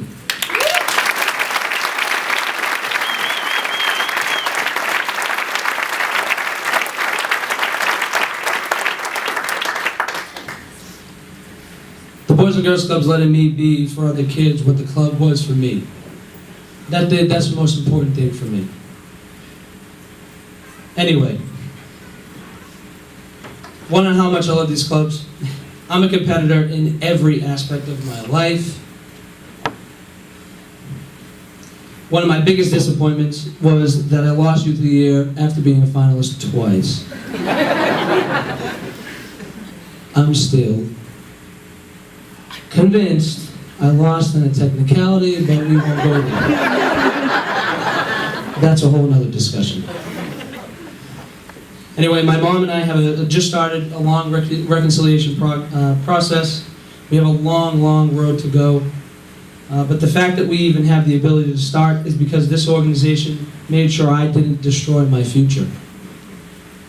Tonight, I ask you to donate, not for the sake of donating, but for the sake of the kid like me that has nowhere else to turn. The Boys and Girls Club of America provided not only a place for kids, but a place to go when times are tough. Like they were for me all those years ago. Please donate. It's for a great cause. Thank you. I'm gonna start with Donna because I think this is so cool. How insane is it, amazing is it, cool is it to like remember Joey as a little kid, remember what he went through, and then to see him kind of following in your footsteps and following in the footsteps of the staff that helped him? It's awesome. It's just awesome. It's similar to what I started as a young kid, Joe, and I had the passion for my job, is why I've been there 45 years now and loved what I did and still do. And you, as a young kid, grew up there as a young boy, became a young man very quickly because of your mom leaving, and being just like a father too to your sister and watching over her and protecting her, and everything you learned from the club and you got out of the club, you get it. You get it. You're perfect for the job. You relate to these kids because of what you went through, and you're going to be successful for ongoing for many, many, many years too. And I hope you go as many years as I did. And as I keep saying I did, I'm still here. As I did. But I'm not running the show anymore. I'm not running the show with the kids, and that's what I mean by that. And you are, and you're doing an awesome job. And these kids relate to you, and that's what it is. I mean, I started young. I'm a lot older now, so it makes sense to have younger people. But you were the perfect one for that job, where you grew up at the club, and you know of these kids that go through all these struggles and challenges, and you're there for them, and you can deal with that, and you can relate to it because of what you've gone through. So, doing a great job. Just continue doing it, Joe. You're doing a super job. Thank you. Super. Well, and Joey, what's it like? So how, talk to us since the gala. I think at that time you were a part-timer, right? Yeah. Yeah, So- going into, I mean, that was a long time ago, as you can tell by the hairline, the nice hair, the short jacket was fitting a little bit tighter. Yeah, I mean, that was a long time ago. I was part-time at that point, and moving into my first full-time job shortly after as the teen director at the Stoneham Club. The teen program at that club wasn't existent. When I did my senior internship there, that was kind of, that's what I did. I was there for the school year, and we went, I had a couple of kids actually that are working at the club right now. I'm not going to mention them because I'll forget one or two of them and they'll get mad, but I took a group of 10 or 11 kids, and we went in the back room, which was a pool locker room with showers in it, and emptied that space out and created what is now the teen center. And I remember you and Moreno, Donna's husband, where you You're knocking such a- down You're all walls, working and hard, dude. taking those Definitely were. lockers out. Yes, I Yeah. mean that's where it all started. I put it. There was a lot of tough work. The kids put in a tremendous amount of effort in getting that space set up, and it kind of took off from there. We went from having no space at all, and we had the teen center, and then moved up. I moved over to Wakefield. We got that team program up and going, and here we are. Yeah. And I don't actually know like official titles, but you basically run the Wakefield Club now. Yeah.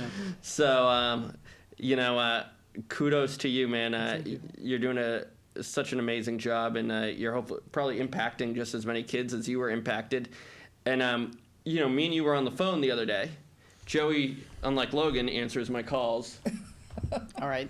Throw me under the bus like that. I see. I purposely ignore your calls, though. No, that's true. But but you were, this is going to be on around the holiday season. We're going to be playing this video. They know it's not live. We're not fooling anybody. It's going to be playing from, right before Thanksgiving to, around the holidays to right before Christmas. And we were talking about Christmas carols and why you like them, and you were talking about Donna in a certain way. And do you want to just share that story with everybody here? And so first of all, people are going to think I'm crazy. I put my Christmas tree up in September. So it's been up for a while. That's my birthday month, September 27th. September 27th. I've read it about 4 times already. Yeah, that's the guy who runs WCAT. It's his birthday, too. So, so I have my Mariah Carey plug, Pandora Christmas station going all year round. And so I was in the car with my girlfriend actually a couple weeks ago, and I popped on some Christmas carols, and a couple good songs come on, and we're listening to them driving home from dinner. I think I don't know where we're coming from, and I lowered the volume, and I asked her a question. This was not where I had intended it to go or anything, but I just asked her a simple question. I said, what do you think of when you hear Christmas music, holiday music? And so many things come to mind. You hear, depending on the song, but in general, you think of family. You think of the food, the gifts, the loud family gatherings, all that stuff. And she gave all the answers, listed off 15 different things.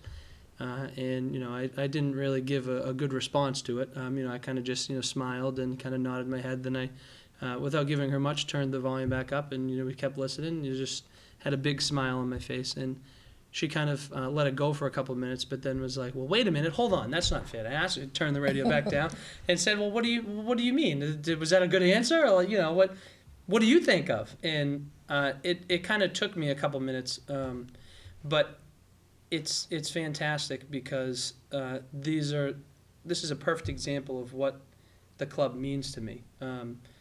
Just simply driving, listening to the music.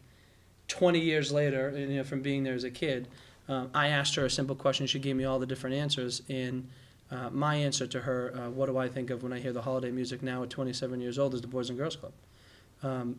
and I didn't really have any rhyme or reason as to why. It's just the first thing that popped into my head.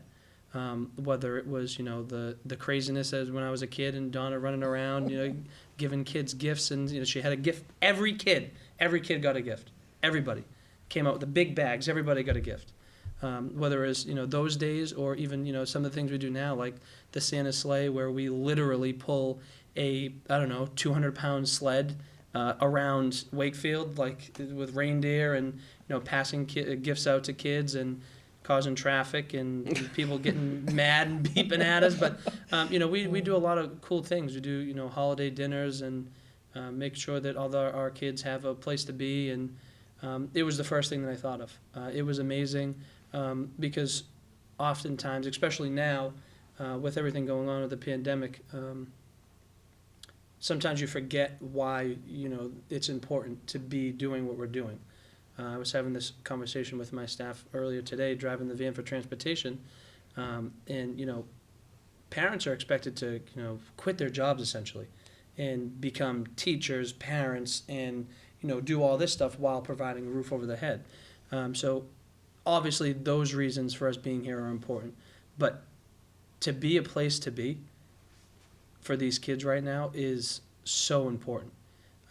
Literally just having a space where they can go outside of their home, if they have a home, and use the technology that we have, make sure that we get their schoolwork and stuff done on time. We have the staff members working with them literally, I don't know 5th grade math. Some of the questions, science questions, geography questions, math questions that come up to me, I have no idea. I'm thankful for the staff that I have, because if some of the kids came up to the questions that they're asking them, I wouldn't know the answers to. That's why I'm happy for all the young people that we have. But the Boys and Girls Club, man, it's the first thing that came to mind. So many important things that we're doing right now. It's just, that's what it is for me. The holiday season is one of my favorite things. I play Christmas music in July. And I know it pisses some people off. I don't know if I'm allowed to say that, but it gets some people upset, and I blare it.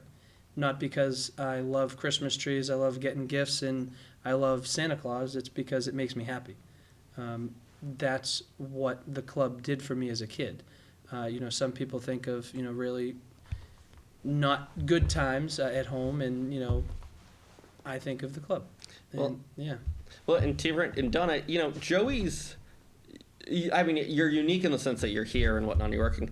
But Donna, Joey's not unique, right? Because in the sense that he's one of many kids. And by the way, it's impossible for you to have worked 45 years when you only are 35, 36. Yeah, right. We'll go with that. No, but to the point, it's and I know how many families do we run into, or how many people do we talk to that say, Donna saved my life, or the club staff saved my life. Joey's not unique. We still forget COVID. We've talked about this in every interview now, Logan. There's a lot of issues even without COVID that families are dealing with. And Don, if you wouldn't mind, without naming names or telling people, can you talk to us a little bit about some of just the challenges you see in Stoneham and in Wakefield and in suburbs where you don't really think of some of the things you deal with? Yeah, it's huge. I mean, I do the alumni Facebook. I have over 500 kids. I call them still kids, and they're all adults now in the alumni Facebook. And they're always commenting and saying things, and I post some pictures when they're younger up there. But it's amazing that these kids just came to the club because they wanted to feel like they belonged. They wanted to feel like they belonged somewhere. And it was a family. And you said a really good part, Joe, that I was listening to you, is Mr. O'Flinney, myself, and Marina, when we were staff members bringing you guys all up, we always said about it was our kids. Yeah. We always said our kids. We always treated every kid like they were our kids. And it's huge. And these kids felt like they were in a big family. All the time we made them always feel wanted and comfortable there, and had so much fun in the Christmas music. I used to put over the microphone all the time, so that's probably why too. But we'd play Christmas music all the time. We'd have great fun with these kids every day. We wanted to make sure they got so much out of that club every day they left, because a lot of them, like Joe's situation, they didn't have a mother or a father. Grandparents were bringing up these kids. I run a grandparent group now, so this is what's going on now. A lot of kids are being brought up by their grandparents, and it's a lot goes on, and it's amazing, all the stories and all that we've gone through. These kids have made it to, they were 18, graduated from the club, moved on to higher education or to a job, and are successful, all because the club was there to guide them through that. And it's huge. It's a lot. There's a lot of kids. And I want to give you compliments. You know, we were talking about whatever it takes as kind of like the slogan that National Boys and Girls Clubs that we live by. But, you know, the both of you do it because it's not just programmatic, like systematic, like, you know, and Don, I'll pick on you because I just can think of 2 examples off the top of my head of like when we say whatever it takes, it means like we have families who just approach us for things that you don't think of. Mm-hmm. And I remember there was, you know, grandmother raising again, currently, you know, who her battery wouldn't start at the club. And you literally just, you know, we got her a gift card from AutoZone. Or right when the pandemic started, there was a young woman who called and said, hey, I need baby formula. And I delivered that. Yeah. And Anthony got that from me. And Donna Joe got the delivered message. it. I Yep. went and got it. We were a And team. Joey delivered it. And we got it to Me, her. Joe, and Zach dropped that off. Yeah. Yeah, and that's not like part of the boys and girls. Like that's not what you think of, but it's just part of the mantra that really started. You know. And that was someone who grew up at the Yeah. club, who was an alumni too, who then came back again to the place that she was comfortable to ask for this, which is hard to do to begin with, to ask for what you need. And if you don't ask, you won't get it, but there's people out there that will give, and that was the place she knew it would go. Well, true. Well, then, Logan, I know Logan always gets upset because I hog the questions. I know. I know you have some questions, but well, we know there's going to be one point where you make him call me fat, and that's fine. So we can get that out of the way. Go ahead. No, that was before. We already previously done Oh, that. got it. Actually, there was. Don't watch the interview with Joel. Wonderful. Joel is the manager from Shaw's. We'll divide this up because I want both of you guys to answer. But Joey, we'll start with you in Wakefield. Take us back to March. And then the transition to the summer, you know, COVID happens. We don't know what's going on. Nobody knows, not just the clubs. Like, nobody knows what's happening. Yeah. We shut down. You guys, like... March 13th was the first day that you guys started turning into, like, you were delivering food. Yeah. You were doing programming virtually. What was that like? I mean, just being in the staff's shoes. So I actually had today... a mentoring session through Zoom with 2 of my staff members and one of our older kids. And I was telling them, I was like, wow, I'm getting like flashbacks of COVID club, and it's making me anxious.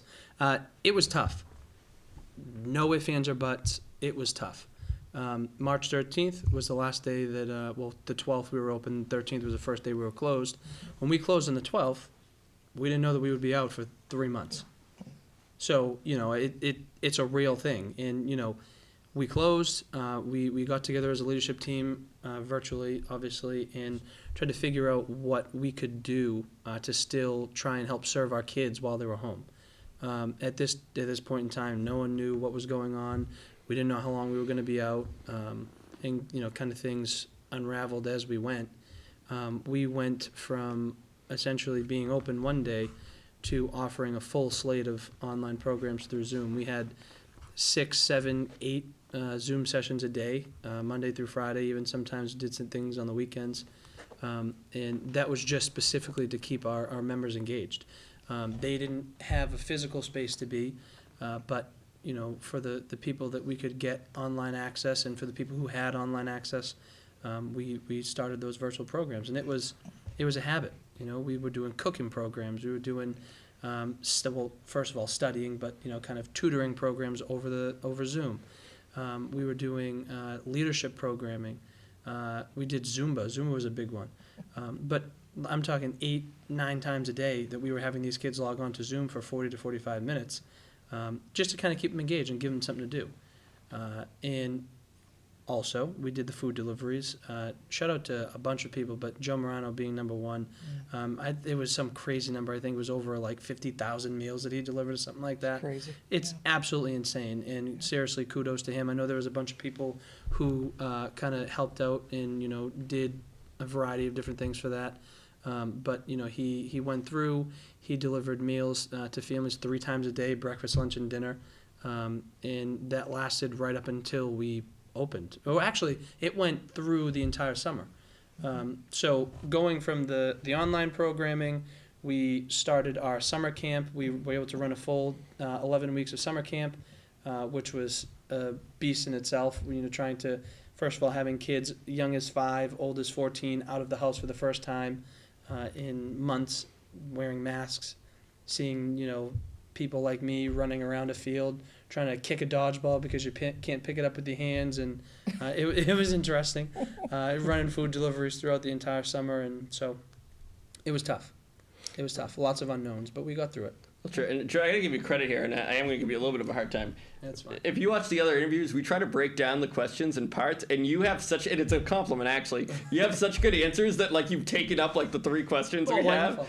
Well, and then I want to pivot to Donna here too, because Donna, you do a lot of senior programming. You have close to 300 seniors every week coming to bingo. And a lot of those seniors will say, like, listen, we're not here to play bingo. We're here. This is our social gathering. That came to an abrupt end. Yeah. And now you're trying to bring it back. Can you talk about, like, A, what your thought process was? God, I remember the phones and the Facebook messages. I swear to God. I just want you to know, seriously, I got a phone call on Tuesday about bingo in Wakefield. Yeah. So at least once or twice a week. Yeah. So can you tell us how it was back in March, like what the process was, and now what you're doing now on Saturdays? Well, not anymore because it's getting colder, but what you were doing, yeah. Well, we're trying to think of a way just to bring some of them out of their house back together. It is a social night. Yes, the club, it was an income for the club. We ran it every Saturday for 45 years. We've been running that. And it was an income for the club, but it was a huge social night for these seniors to get out and see their friends.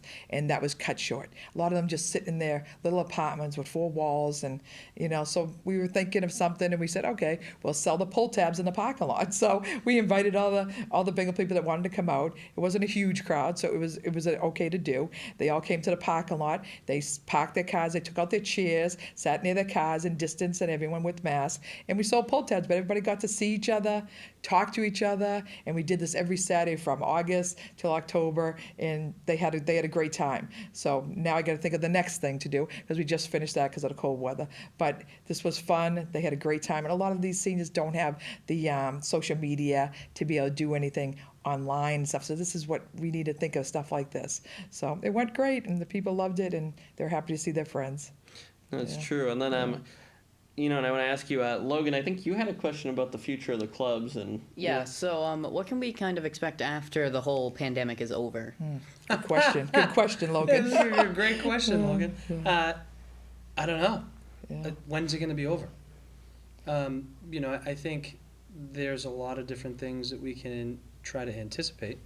But if you ask me on March 12th if I'd still be wearing a mask today and doing what we're doing right now, I would call you crazy. I thought we were going to have dodgeball in June. I remember I postponed we were it. just talking about that. Remember we were talking about how we postponed it in April. We're like, oh, we'll just do it in June. This is something in my whole lifetime that I can't compare it to anything in my whole lifetime that has happened. And it's hard. It's hard for a lot of people. I think the social is number one, whether it be for kids, adults. The social part is the one we got to keep working at like we are, and making sure people are connected, and just keep everybody at least communicating and get through it.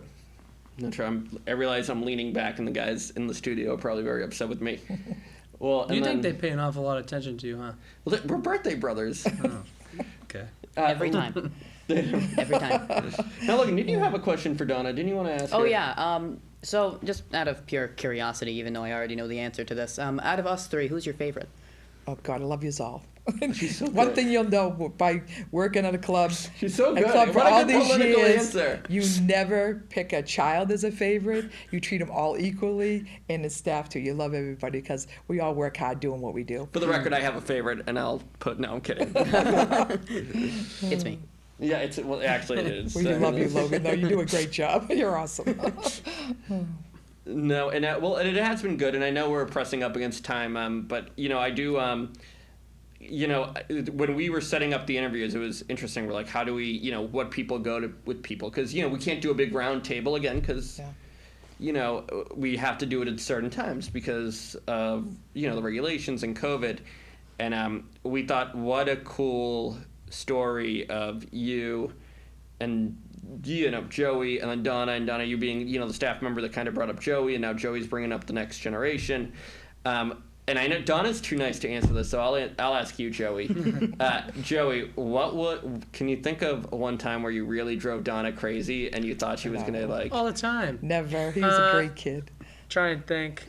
I mean, the cooking classes nights were the best. Yeah, Everyone loved those. Don't get me started. Oh, with the those cooking were the class, best. 'cause I mean, those were great. We were packed on those nights. Yeah, we had our several kids that would come in for the 99 cooking classes, Yeah, and it's awesome. you've heard my spiel about the 99 and all their cooking stuff, but it was good. I mean, so whenever we set up for bingo, we'd get cans of soda, and so I'd try to help set up for bingo, but you put up a chair, you hide behind the big table, you put up another chair, you hide behind the big table, try to do as little work as you can and still get the can of soda. Did you get the donut too? Were you in the donut system. generation? Well, no, there's no donuts. You but got the magazines? Sun-kissed, no. Oh. No, it was just a soda for us. Yeah. But, Well, you oh my God, what was it that God, I've heard some interesting stories. Donna, can you confirm a rumor though then?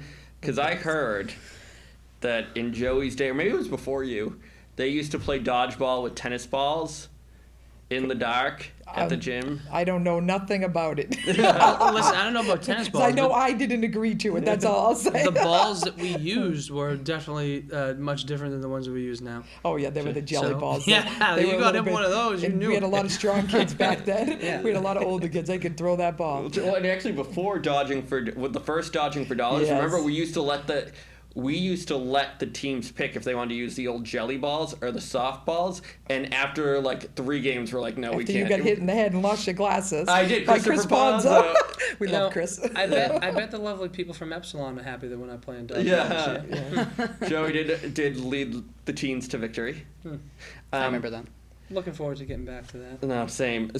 And and one last thing, and I'll let you. I know the WCAT guys, like he always says we're wrapping up, and then he doesn't wrap up. Is one of the things that I think is really profound and really cool is that a lot of the programs you started, Joey, now are programs that Donna had started before. So when Joey right away was like, I want to start a food program, and we're honoring Stop and Shop and Shaw's. They were the first ones to come through with fresh fruit and fresh vegetables because you remembered how important that was. And just to see the lineage of Donna did cooking for you, you remembered how important it was, so now you're doing cooking with the kids. Yeah, and the I think that's really cool. The pasta night Joe brought on, that was awesome. Yeah, I mean, every week a kid got a hot meal, and and any other time we needed, we would take care of it. But that was huge. It was huge. I mean, those are the biggest things for me when I was younger, is making sure I ate a lot, so that was the problem. I always had little snacks and stuff here and there, but I needed something of some sort of substance. So. Well, I'm morally, Joey D'Alessandro Logan. You know what kind of sauce he uses? Ragu. Oh my God. Ragu it's sauce. terrible that you actually believe yourself when you speak. No, he wouldn't use ragu. It's crazy. It's like Although we've gotten lots of donations, Yeah, we'll take whatever sauce and pasta we could get For now, I because we needed it. I would make a ragu sauce right now if it meant having a pasta night. I can tell you that right now. Logan, what's your favorite, pasta night or taco night? Oh, taco night. Taco night was great too. That'd be Yeah, crazy. that was great. We did taco night. Love that. Yeah. Oof. Well, also, you also have to remember, we pasta night evolved. So then we had Pizza Mia cater and that, and it got good. That was huge. Yeah, that was. But we also got creative. We at one time we were getting donations and like gravy with meatballs. You get marinara sauces. You get garlic bread. And all that stuff. So we had some good nights. Tortellinis. Yeah. Remember the development staff who kept stealing the bread? Yeah, I sure do. I sure do. If we didn't have all the donors that we have, Anthony, That's true. that donate between the food, for the grandparent group, for the kids at the holidays, or just to help us with programming and run the club, we would not be here. So thank you to all the donors out there that continue donating to keep our clubs successful and striving. Thank you. Well, and Donna's right, and we'll end on this note, which is, we do think a lot for, we think of the money donations a lot. Like, really, that's where we go, right away, is thank you for the big donations. But those donations of food, of items, mean a lot, too. Especially now we're doing the holidays, like people who donate toys, donate hot meals. I mean, that's huge. The money donations keep the lights on, but we can always light a candle. What matters is what you're giving the kids that are in the space. Yeah, true. True. Period. So, no, all right, well, thank you guys. Logan, you want to make fun of Joey? I think Anthony, I'm telling you right now, you watch my testimonial again, you click Alt, Shift, Delete, whatever you do to get over to that slide, you're bald spot. It's true. It's true. I use Rogaine. I might have been skinny, but you were looking shiny, buddy. Yeah, all right, guys, we're done. All right, where's the WCAT crew? All right, guys, thank you so much. Thank you. Wow. In all seriousness, I give Joe, like you and all my friends, I give Joey a hard time, but he is an amazing advocate, social worker, and director. Just one of the best people I've had the honor of knowing, period. We're very, very, very lucky to have him on our staff. And like you said at the beginning, Logan, you're absolutely right. We all get excited about the programs. We all get excited about the Capitol, the buildings, and whatnot. But really, the value of our programs is in people like Joey. Thank you, Mr. Brian! Thank you, Vet Crew! Thank you, Capone! Thank you, Mascot. Thank you, Shaws. Thank you, Stoneham Ford. Thank you, Prestige Homes Real Estate, for donating. Thank you, Wakefield Co-op Bank. Just wanted to give a huge shout out to the Golden Rule Lodge Freemasons. Thank you for all you do for the Boys and Girls Club of Stoneham and Wakefield.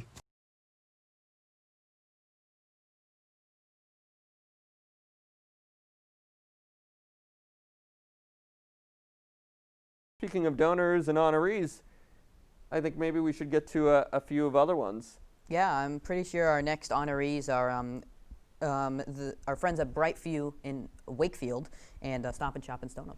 No, exactly. Let's check it out. Both great people, actually, and I gave a little aside to our friends at Shaw's and Life Care Center. I got to do it for Brightview and Stop and Shop as well. Frank Libby at Stop and Shop, again, great guy. Him and his team, above and beyond what they do for our community and for our clubs, not just us, but a lot of other groups. And same with Brightview. They came into Wakefield, and they have opened their charitable floodgates, if you will. Anytime anybody needs something, from the Chamber of Commerce to Wakefield Rotary, to the Boys and Girls Clubs, to the food pantry, Brightview has always stepped up. So let's check out those interviews. We're here with our friends from Brightview. Again, they're one of our honorees at the Bill Chetwynd Memorial Gala, virtual this year. We're here with Elizabeth Libby and Jill. You're not Murray anymore. No, Jill, McWilliam. McWilliams. Now, for people in Wakefield who don't know, Jill is John's daughter, John Murray, who is an incredible guy and an incredible contributor to WCAT, who's done so much for us in this gala. But you're being honored this year. It's just an honor to be honoring you, to be quite honest. Brightview has done some incredible things in this community. You have raised money for different causes. You've offered conference rooms for different groups. You've hosted everybody from the Chamber to Rotary, and now you're supporting us. So thank you for being here. And let's start with, how are you doing? How's everything going at Brightview? Everything's going good. Obviously during these times we've been busy, but we've had a lot of new people move in, and things are going well. Yeah, they are. Even considering the pandemic, we have determined there's definitely still a need for senior living. So there's still a lot of phone calls coming in, people coming in to visit and tour, and people moving in. So we've been busy considering, so it's been great. Well, and you have been wonderful even during this pandemic. Now, people don't realize Wakefield Rotary meets at Brightview every week. I'm a member of Wakefield Rotary. So is Jill. And so is Jill. And so is Barbara, who is a member of WCAT and who is helping us out. She is wonderful. And, you have been so generous to us. And I remember when the pandemic first started, how incredibly kind you were. It was so obvious that you cared about the community, but you wanted to care for your residents, and striking that balance. And you guys handled it with so much grace, and I think you continue to do so, because even during these, what I have to imagine are incredibly difficult times for not just you, but your industry, you have still been generous, you have still been out there, and you've still been a stalwart of this town, which you really have been since you came into Wakefield. It's it's rather impressive how much you've donated and to how many causes you've donated. And I'm here with my partner in crime, Logan. Hello. Logan, and I know you had a question for them. What was it? Yeah, so what makes Brightview so charitable? So to me, I think that we try our best and do our best to donate for different companies, organizations that we can in town. I'm from this town, so I have a special place Wakefield holds in my heart, and we do our best to support different programs, whether it be for children, whether it be for seniors, when we can donate time or space. I'm a firm believer that your company is only as strong as the community that surrounds it. So we really try to do our best to support those local agencies or, businesses that we can. And in helping out, we have found that, it has helped, I'm sure, with our great reputation as well. So I think it comes back around, and our residents are just as happy to give and help the community as well. We have so many residents that live or are from Wakefield or at least the surrounding towns, so they very much believe in giving back as well. So we're kind of an advocate to them as well. Well, no, absolutely. And you have, I think I said this in an email to you about, companies reflect their people, because you don't think of Brightview and think of Brightview as a company. You think of you two. You think of the residents. You think of people like Phil McCarty and Mr. Simiola and all these wonderful people who have lived there and have contributed so much to Wakefield. And I think this reputation. I know we're honoring Brightview, and I'm proud to be honoring Brightview. But so much of that is a reflection of the great work that both of you do, Amy does, your staff does, and even your residents who have just, some of them I'm not using this word lightly, are icons to Wakefield. So it means a lot. And I mean, and we've had personal relationships. We've struck up friendships. I think, Liz, you and I, we both had kids 18 months ago. My son is now 18 months. I think Mine too, yeah. Yep. Yeah. And it's so funny. I'm working on my dad jokes. Logan here has been helping me out with all my comedy. It's raining today, and so it must be a tough day at Brightview. It's a bright view. Get it? It's a bright view and it's cloudy. Logan, get it? Anyway, so what actually influenced you to support the Boys and Girls Club? Well, our mission at Brightview is, don't quote me on this, but it is, in general, to provide the utmost care to our residents. And their safety is our first priority, and of course their happiness and well-being overall. And I actually think we have a lot in common, the Boys and Girls Club and Brightview, because we were talking about intergenerational. We care for our seniors, of course, but you're caring for our children, and so it's just a different age bracket of what we're caring for, and ensuring that the well-being is a priority. And I know for me, being from this town, I have a child that's 5 and another that's 3, and to have strong programs that we offer is so important to me, and you guys do a great job, and we want to be able to support the Boys and Girls Club as much as we can. Logan, I don't want to steal your thunder, but you had a great question for them that we were just talking about. I'm glad you're volunteering to do this. I'm not volunteering. Yes, you are. No, Adam's sliding me a check. He's not paying me. Well, he pays me because I have to deal with you. So. That's a fair. Yeah. Fair. Yep. Anyway, why should other companies follow your lead in donating to the Boys and Girls Club? Again, I just think it's a great program, and we've been doing it. It's important that we help support you folks the best that we can. You really run a great program, and I follow our lead. Do it. Just do it. No. Sorry. Well, I was just going to say that I think, obviously we feel it's very important to support you all, and I think that there is a trickle effect that occurs too. If the community is coming together to help where help is needed, then there's other companies out there who maybe haven't donated before that are interested in donating as well. And it's a safe place for children to go. So I know that the Boys and Girls Club, many families utilize it for different services, whether it be, I know you did the project with helping with backpacks and food and meals, and it offers a safe home environment for children to go after school, or which is so important as us as parents and children. It offers a safe environment, and it's so important for children today. No, it's true, and I think that partnership extends. I know to more than just the monetary. You guys, you guys have been very generous to us monetarily, and I know so much of that. That's what people look at. They, they see the big checks, and that's all they think of. But the truth is, and this is more pre-COVID than currently for obvious reasons, but there have been relationships. We've had our kids visit, Brightview. We've had them there at 3 o'clock during the fun times. We've done pen pal programs where we've had, some of your clients, write some incredible letters to our kids.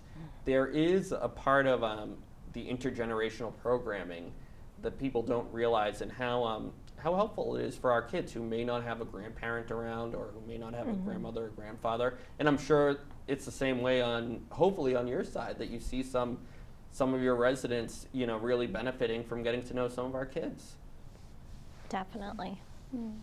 So I do, and other than just, donations and the gala, being here today, you guys also, you guys are big proponents of dodgeball. You play Yes, we love Dodging for Dollars dodgeball. fundraiser. And I do want to ask you a quick question. So right here, we have arguably my all-time favorite picture. Now, this is Liz. Yep. And then who's that in the back? That's Brian Patton. That's our Vibrant Living Director, who is He definitely- amazing. He definitely looks vibrant in the back. What are you? So, can you just explain what you're thinking? Because I think this is the best picture. Oh, gosh. One of the best pictures we have in all of Dodging for Dollars. I think I was the last one in. I think I was the only one. I was the only target for the opponent. And I think I'm exhausted, and I think I'm just ready for it to be over. I don't really know, but I remember that was a hard game. That was a hard game. Well, you weren't just, you were playing the Savings Bank, another great partner of ours, and a former honoree from one of our galas. And, they should know that you and Paula Pustarino there were MVPs of that year. You were the most valuable player. Your name, you signed the cup. Yeah. And you were, we were very, very proud of you. Very happy in that photo, so You thanks for the are. nomination. No, absolutely. I tell people all the time, we tell our kids, Logan will know, when they play dodgeball, we say, play like Liz. Yeah. And they Oh, know, really? we do, they know what that means. I don't know. I love it. That's, no. But in all seriously, thank you guys so much. In past years, we'd probably be at, either the Sheridan or Danvers-Port Yacht Club. You'd be speaking to a lot of people. This year we're virtual. It's going to be running this a month long and on our WCAT.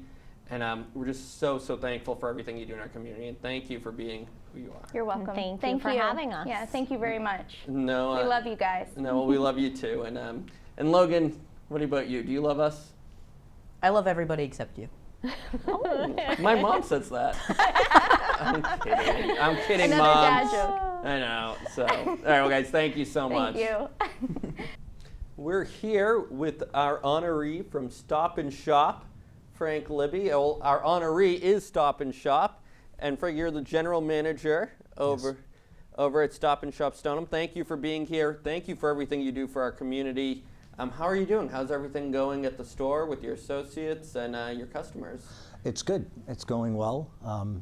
Sometimes it's a little bit difficult on the associates being on the front line every day, but we all come together and help each other out. And our customers are very appreciative of what we do. Well, every day. And I like to share, I don't know how many people know this. We talk a lot about our food programming and a lot that goes into making sure that we're confronting hunger in our communities. And that looks a lot different in the suburbs. There's kind of a shame about asking for help in the suburbs. You don't want to be seen as the poor kid or the poor person. And when COVID came, there was a real fear among youth counselors, social work, and public officials, especially in Stoneham, on how are we going to be able to continuously address hunger like we have been when everybody's inside. And I don't know how many people know this, because it wasn't a public thing. You guys didn't do it from a PR view. You didn't do it because of public relations. You did it because it was the right thing to do. Stop and Shop stepped up and donated a ton of food that was being delivered. I think at a certain point we were going to close to 150 houses a day with boxes of food from Stop and Shop. Can you explain what motivated you to do that during the pandemic and how incredibly generous it was of you? You've helped a lot of people during that time. Oh, thank you. We had Maureen come to us from the senior center. She came in one day with Matt and John, and had a need and had an ask, and they kind of had a little bit of a plan and were talking to me about what we could do. And I said, that's something that we can take care of. We put together what we were calling, I think Maureen actually came up with, talked about essential bags that had peanut butter and rice and tuna, and we put a whole bunch of those together so that the senior center, and they do such a great job as well. They really do. They really do. Yeah, I got to meet a lot of great people that I hadn't had a chance to meet all through that time. And they were able to, we were able to make quite a bit of it, donation of those essential bags in the beginning. Stop and Shop stepped up, and we were able to put the bags together. My team at the store, who did a great job pulling that together with everything else they have going on. I got to give them a lot of credit. They would put those bags together, have them ready. They didn't want the seniors to have to come out. And they would come, we'd have them ready, and they'd pick them up. And that went on for quite a while. We had many, many weeks where they would send us the orders through an email. We would put the orders together. So it wasn't just the essential bags. We had that as well, but because that was like the beginning of it. But then it turned into, here's our orders. And we'd get, like you said, so many a day and this a day, and we'd put those together. And the great team at the senior center would come in and pick those up and be able to deliver them to the seniors. And it was nice. It was a nice network. It was a nice team effort from them and from my team being able to put those together. Well, and to your point, you know, I want to make one quick comment just about you personally, Frank, and I mean this from the bottom of my heart.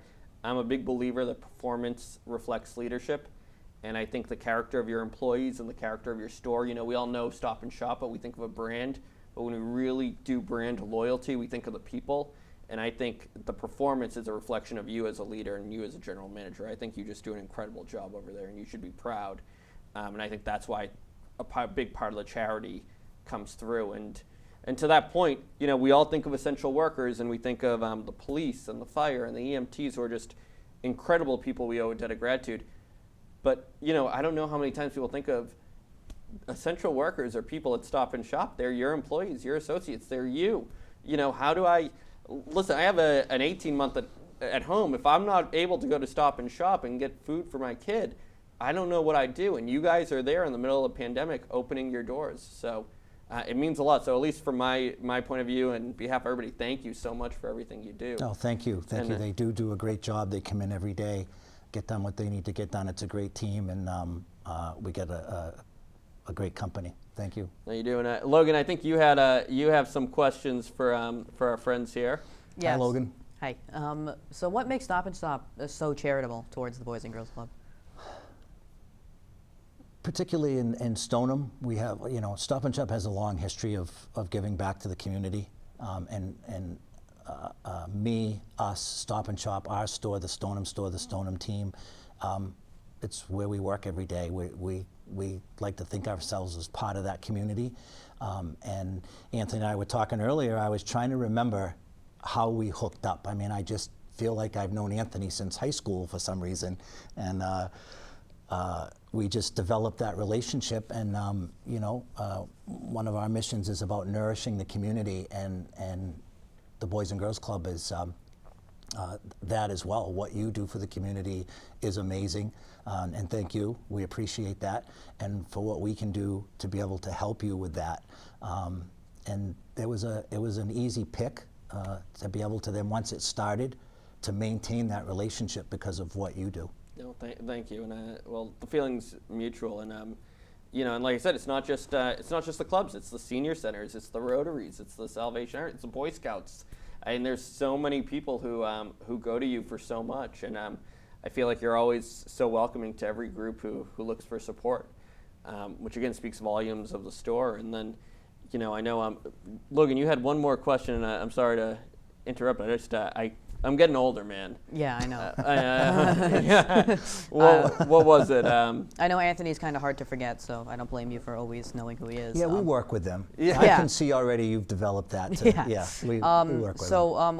What influenced you to donate towards the Boys and Girls Club? Again, it was, you know, I don't know the Boys and Girls Club's mission. You know, I could probably come up with something that what you guys do, and I think we share that Sure. in a common mission. Well, and I do want to actually, cut in one question. Your first so I'm just going to cut real quick if you don't mind. Okay. So no, I know, I kind of mixed. Yeah, Logan mixed up the question. okay. Yeah, come on, Logan. Okay, all right, We can whatever. flow with it. I was going to go with, yeah, you're good. We're good. The first question is, why are you so This is charitable in and then- general? But he said, why are you so charitable Towards the Boys and Girls Club. And I was like, do I skip the question or do I not? Like, no. So do you mind if we just go from why are you so charitable? Yeah. Period. And then do you mind just taking it from there and I'll edit it? Sure. All right, So kind of just reroute again, and then they'll work on what. Yeah. So no, we'll make it look good. Yeah, So, you'll edit it. But basically, because you already. What about me? You gonna be able to make me look good, or Well, just? you're handsome. No, but because you already answered. Because you answered why are you so charitable towards the Boys and Girls Right, Club when you right. said the nourish and what that was Yeah, perfect. yeah. But I think the question that would be good is Why should? But why are you so charitable to everybody? Like, why are you just such a charitable company in general? Like, Okay. not just the Boys and Girls Club, but the Senior Center and whatnot. Like, just expand on that a bit, if that's okay. Okay, I'll try. Kind of feel like I might repeat myself. But you will. I mean, okay. it is. It's kind of becomes redundant, but it just helps with Sure. footage. Okay. Yeah. Sorry, Ian.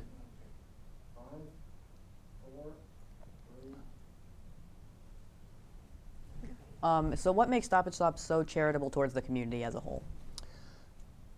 It's a good question, Logan. We're part of the community. Every store is part of the community.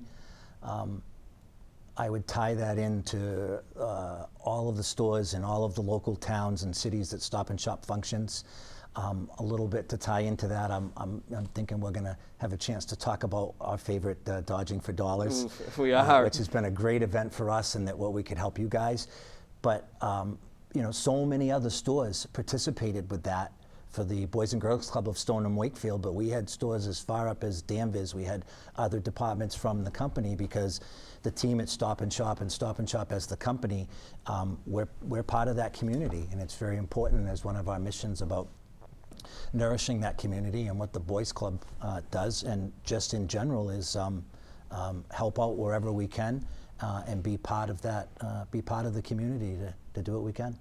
No, perfect. And you mentioned it, so I'm going to go right into it. Okay. Dodging for Dollars is, as people know, one of my all-time favorite events. And you, again, and to your point, the reason I think, Logan, you ask is, it's not just the Boys and Girls Clubs. It's everybody, and it's not just your Stop and Shop. It's the culture of the company. And to that end, God, I think at one point you guys had close to 60 people playing dodgeball. There was two years that was... It was huge. Because it caught on, and it was like, what was that? What did you do? Well, we had the second or third year was the district challenge. Oh yeah, and we had to move it because the court was too small. Yeah. But the one my favorite, and this is just being biased, is when we had this young lady as the MVP. And this is for everybody at home, this is Frank's daughter. And I'm going to set the scene because it was like out of a movie. So when we play Dodging for Dollars, there's only one way to get your team back in, and you have to basically shoot the ball into the opponent's basketball net, which is a long shot. It's not easy to do. Your daughter was the last person remaining on your team, and she was facing basically a lot of older men and women who I think were trying their best not to hurt her, but were trying to eliminate her so that they could win. And she basically throws the ball as hard as she can, and it goes in the net, and it saves your team. Yep. And it was it was like Flutie does it. It was amazing. And take us back to that moment. How proud of a dad were you? Yeah, she remembers it. Yes, she does. She still talks about it. And my sons, who played as well, they didn't get the MVP, but they wanted to go back, and it just,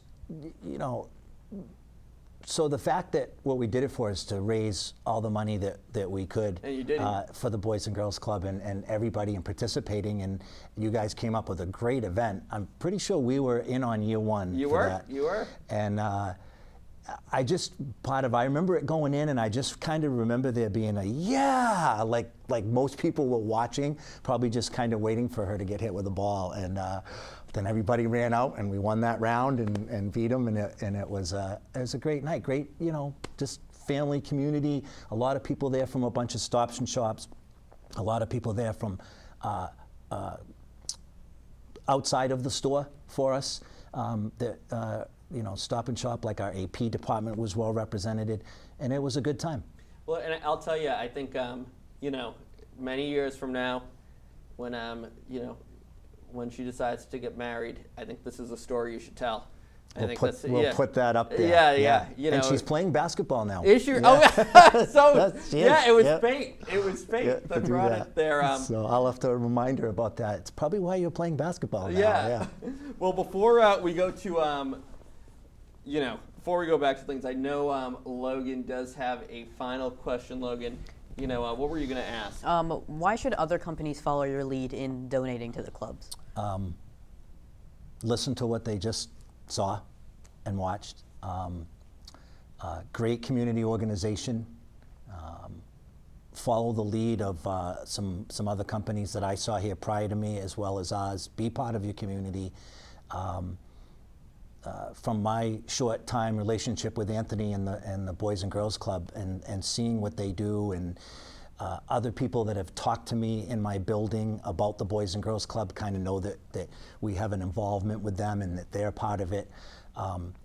The programs that you produce, I know one of them was the summer program, and I don't remember the young man that was in, but with the whole bunch of the kids shopping for the right fruits and the right vegetables in the summer program, and another one that I like that relationship that we had, that you were able to call me, and because something had fallen through, or there was something, I can't remember exactly what it was for that summer program, and you called up and we were able to help you out, and it was awesome. It's the right thing to do. Well, it is, and it's you do so much, and I want to just make a quick comment before we let you go. And again, I know I've talked about you personally and about Stop and Shop as a whole, and that all came together. We were talking about before this. We talked, myself and some people from corporate at Stop and Shop. We were talking just in general about the need for hunger, the need for resources during the holidays. Earlier in this interview, we talked about shame and being hungry and not being wanted to be labeled as the poor kid or the poor family. That becomes extremely more difficult during the holidays. Yes. Because everybody wants to have the Thanksgiving meal, everybody wants to have the holiday meal. And you gave me some incredible news right before we came on, and I guess I'll let you have the limelight and share it. Even though we're not live, and everybody who's watching this is not live, but we can't do the big check presentations like we used to, and we can't do all that fun. But do you want to share look some of where the we're news? now at virtual. It's too a bad virtual. we couldn't do virtual dodgeball. I was able to talk to Maria today, and she's played a big part of it, and the company, and again about us, part of our mission about nourishing communities and our food business. And that you had mentioned about, you had quite a few families that you wanted to be able to help, and I'm sure you do every holiday.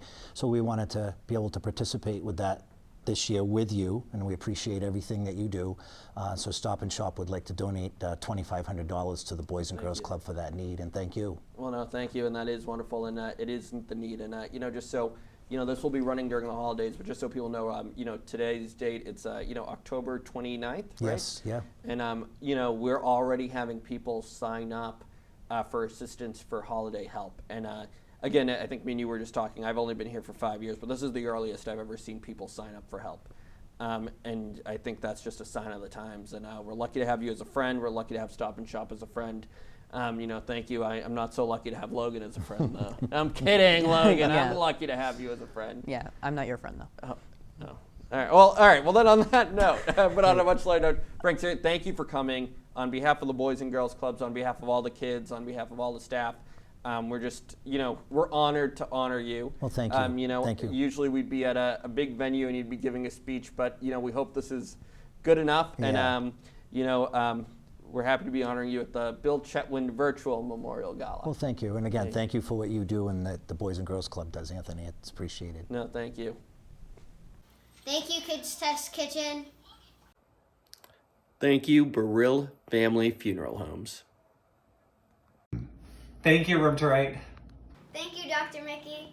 Thank you to SV Design, Samasco, and Verbiage for donating to the Boys and Girls Club. Thank you, Dr. Bonani. Thank you for NRP Group for donating. Thank you, the Atlantic Group at Morgan. And Karen Sparity for donating. Thank you, Hub International of New England, for donating. Thank you, Dr. Doyle. Thank you, HDPT, for donating. Thank you very much, Maggiore Companies, for supporting our Boys and Girls Clubs. It means the world to us. Thank you.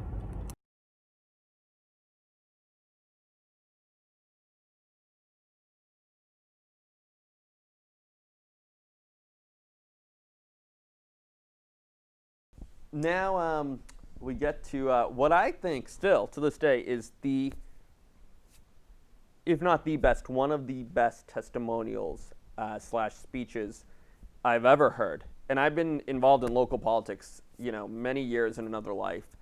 I've, I did quite a bit of public speaking in college, in Rotary. I still think to this day this is one of the best speeches, period, I've ever seen, and that's the testimonial of Ashley Lane.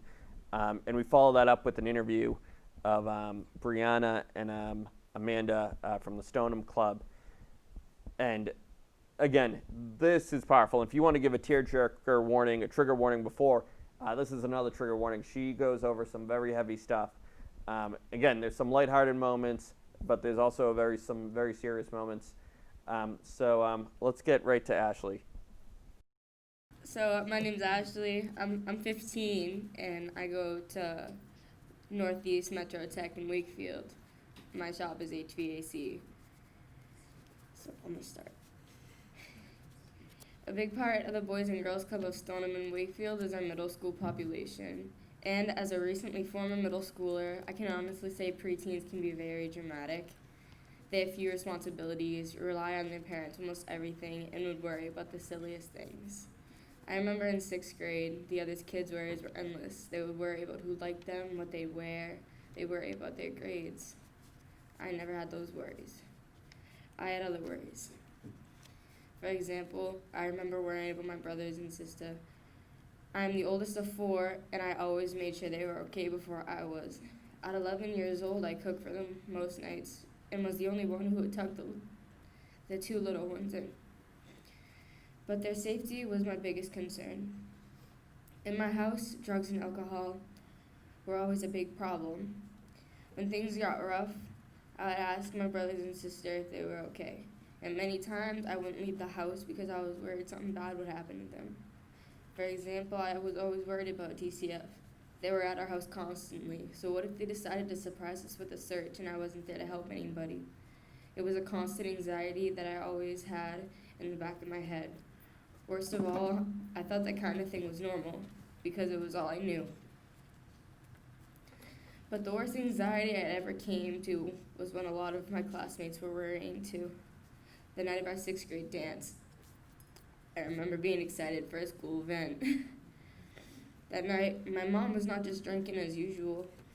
She was mixing Percocets with her drinks.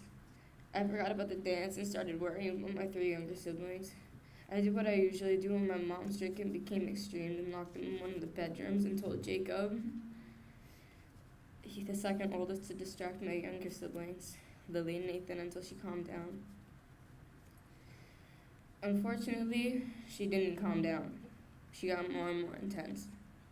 My uncle, who was one of the 10 who lived with us, tried to keep me away from her, and because of my terrible anxiety, I was hyperventilating and started feeling nauseous. This made my mom angry.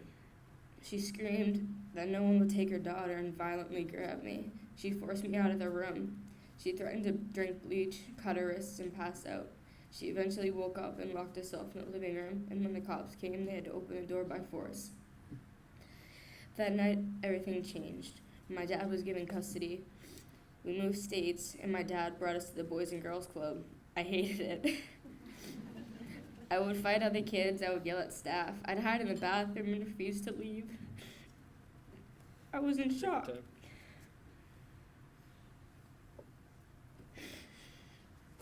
I went from a dope house surrounded by druggies to a club where everyone kept telling me they cared. But I thought nobody cared. I thought I was better off dead. They started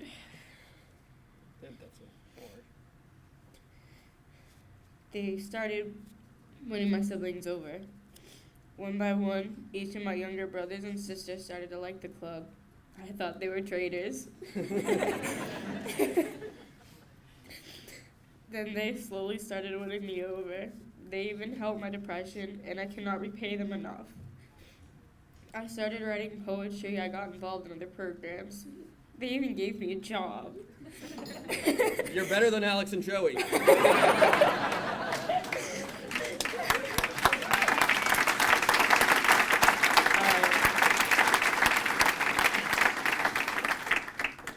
Every Friday, every Monday and Wednesday, I run the art room. At home, my father is a single father working a full-time job, a recovering alcoholic, and probably the strongest man I've ever met. My dad is here. Stand up.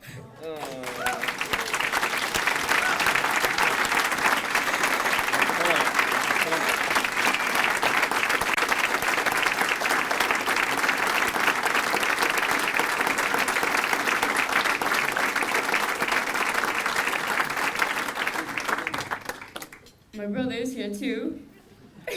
He's 14, and he's my best friend. You stand up too.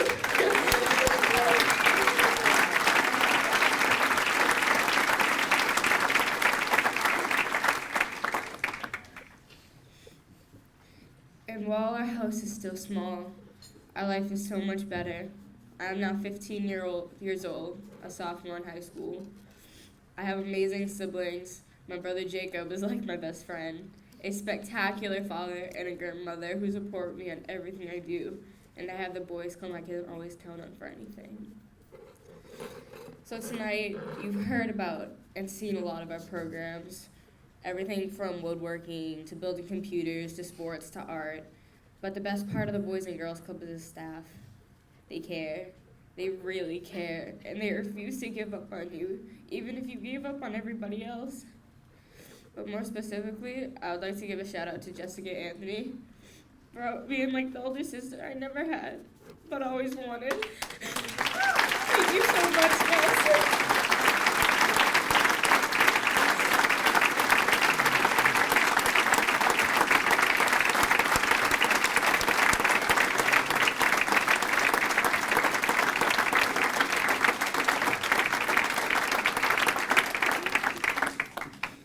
Thank you so much, Jess.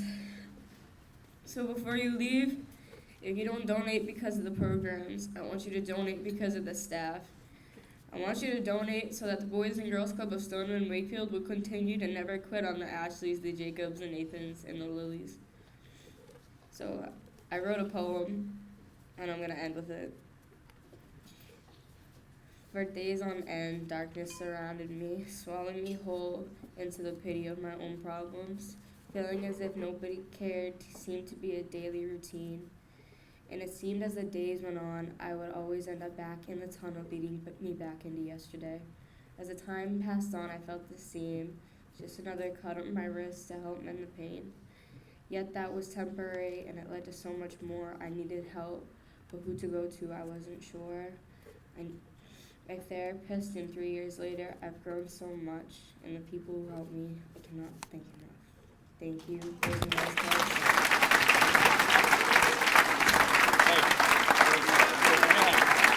Give us all a hug. Come on, good hug.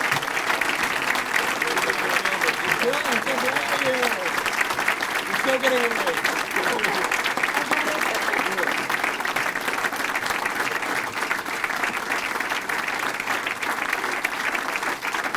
I still tell people that's one of the best speeches, period, I've seen in a while. And we thought a nice touch tonight would be because, again, we don't have the normal gala.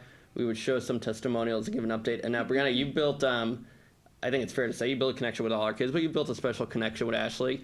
How's she doing? How do you know that she's doing? So I got super emotional watching that because We can edit this, by the way. It's on live, so. Fine. She has, I want them to see the emotion. She has grown, I would say, tremendously over the last year that I've worked with her. She currently just works one shift a week or a pay period, so she moved on, unfortunately for us, but fortunately for her, she has a great job right now. She's working at the 99. She gets tons of tips, and she loves it. She loves her coworkers. She loves who she works with. She loves the environment. But she couldn't leave the Boys and Girls Club behind because I have that close of closest to her heart, I would say.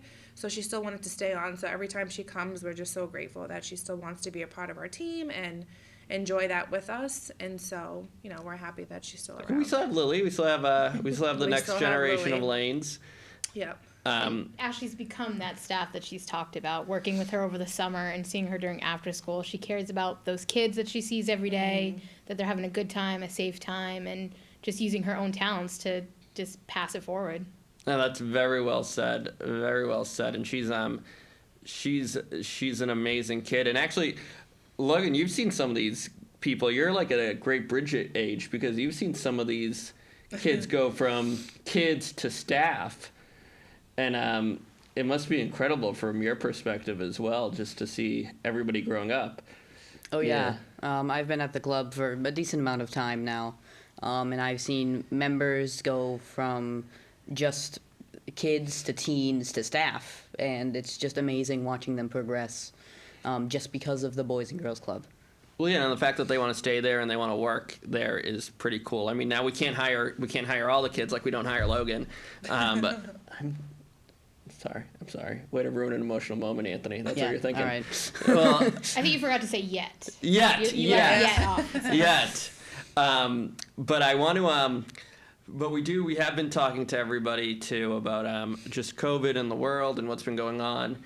And I'd love to get your opinion on how everything's been going. And starting with the beginning, actually, you know, we were talking earlier about March and how crazy it was and how nobody knew what was going on.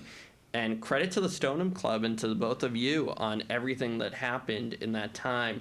Do you want to take us back and just talk to us about how it was like and how you kind of transformed the clubs to all the work we did? I mean, Amanda, you were running videos and organizations. We were I throwing was food. getting ready to put together our activities, making leprechaun traps. It was getting close to St. Patrick's you're Day. right. Ready to make the cardboard, see if we could catch any leprechauns, and then all of a sudden we were shut down, and I just didn't want to lose that connection with the kids and with our members and our families. We wanted to make sure that we were still there, because for so many of them we're constant. They come to us every day. We don't want to lose that, you know, ability to interact with them. So the staff really got together and put together a plan, and, you know, thank you Zoom, as everyone knows, we're able to really kind of still reach out and still be in contact with everyone, running different, as much as we can, different but the same clubs. I know we had our 3D printing classes still running. We would have our Club Junior, our kindergarten first graders. We would just have times for them to come play games. We got really good about testing each other's lip reading skills. That's all they wanted to do after the first try. So we were just really able to keep our focus the same. Our focus and purpose is still to be there for the community and the families, but it just, of course, with everything else, just in a different way.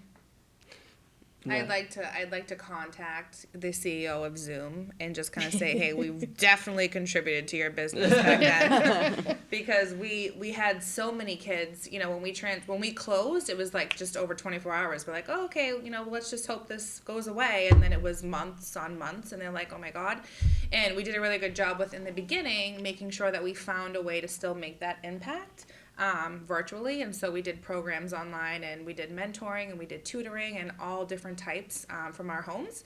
But you know, people would be surprised with the amount of, you know, just numbers in general, and the volume that we got from the kids who still wanted to communicate with us, even though they could be at home playing their PlayStation or something, which was really cool to be able to see that they missed us as much as we missed them. No, it's well, it's unbelievable. We were talking about just the challenges earlier, and then can you kind of talk to us about the transition then from this whole virtual world to, by the time of the summer, we were back open and trying to figure out how to run a summer camp in a COVID world. What was that like? Yeah. I think I can speak for everybody when I say we said pull up your mask over your nose 1,001 times a day. I think our kids finally got used to it after a while, but we put in a lot of safety measures and protocols to make sure that although we were providing that safe place, that program, that, you know, the fun for the kids that they missed out for so long, we did it in such a great way that we were able to be an example for other organizations in the community and school systems and whatnot to kind of see how they were going to do things when it was their time. So I'm really proud of the team that we have and how we were able to put that together. We wanted to keep it as close as we could safely to what a traditional summer camp feel would be like. We would still want to play the same games, but we would just twist on how we did that. So instead of playing tags, we did pool noodle tag or squirt bottle tag. For dodgeball, we used our feet instead of our hands so that we could limit contact. And the kids just still were able to run around, have fun in the summer, wear their sunscreen, wear their mask, and just finally be able to see each other face to face was, even with the air hugs and air fives and elbow bumps, it brought a lot, I think, to us too, because we could see the people we were wanting to see and connect with. Well, no, absolutely. And that's important because people, I think, forget we have such this focus on COVID that, you know, we're still dealing with the day-to-day drama that the Boys and Girls Clubs usually deal with. We still had, you know, it wasn't too long ago, we still have, you know, we had a few young kids who lost their parents to cancer or to, you know, an unexpected heart situation. We've had some kids who have struggled mentally with this, and like, these are not necessarily related to COVID. This is just some of the social work we do every day, and we're still dealing with that. How do you deal with that now with the COVID protocols? And now in the fall, in the school year, where we were just talking with the executives, we went from being an after-school program to an all-day program. We have kids doing their hybrid learning at our clubs. How's that going, and what are some of the challenges that you're confronting? Well, we learned how to press the turn-in assignment button. Very important. A big deal. I think it's been going, it's obviously something new. The kids got a little bit of a taste of it when schools shut down. They were still interacting with us digitally, but it's a whole new educational system that not only the kids had to learn, but we had to learn and adapt. And I think that's one thing that's beneficial about all youth workers in general. You need to be adaptable to the situations and kind of make yourself fit into what is presented to you. And the kids have handled it very well, making sure that we're getting into the routine, making sure that we're all on the same page with what's expected, and that transition to, we have that remote learning for the first part of the day, and then we switch over to kind of, it's not exactly the same as it was when we were offering after-school programming, but still that flavor of fun and that flavor of club mentality and the special projects and enrichments and, you know, our programmings that we're doing. We have the I'm Healthy Michael Phelps program we're going to be running. We already did one lesson under our belt, and the kids had so much fun just matching up different healthy foods and ways to combine all go, slow, and whoa foods. No, that's wonderful, and I mean it's amazing to see like it continue, you know, even right now during the school year. And I think you know, it's hard, and this is a fundraiser. If you're watching this, you see like the donate button underneath us, and you know how to donate. And I think the question, you know, or the comments I tell everybody is, you know, all the stuff that we're doing and the ability for us to do it is coming at, you know, a cost, in the sense that unanticipated costs. Because when you budget, you know, we budget for cleaning. We did not budget what we expected to clean. You know, we budgeted, you know, for internet. We did not have to budget for the amount of internet we had to buy. You know, who said we're going to have 100 kids on Zoom all at the same time every day? You know, when we first started, we were trying to run off jetpacks. You know, same with, you know, sneeze guards and Chromebooks and wireless headphones, you know, all these things.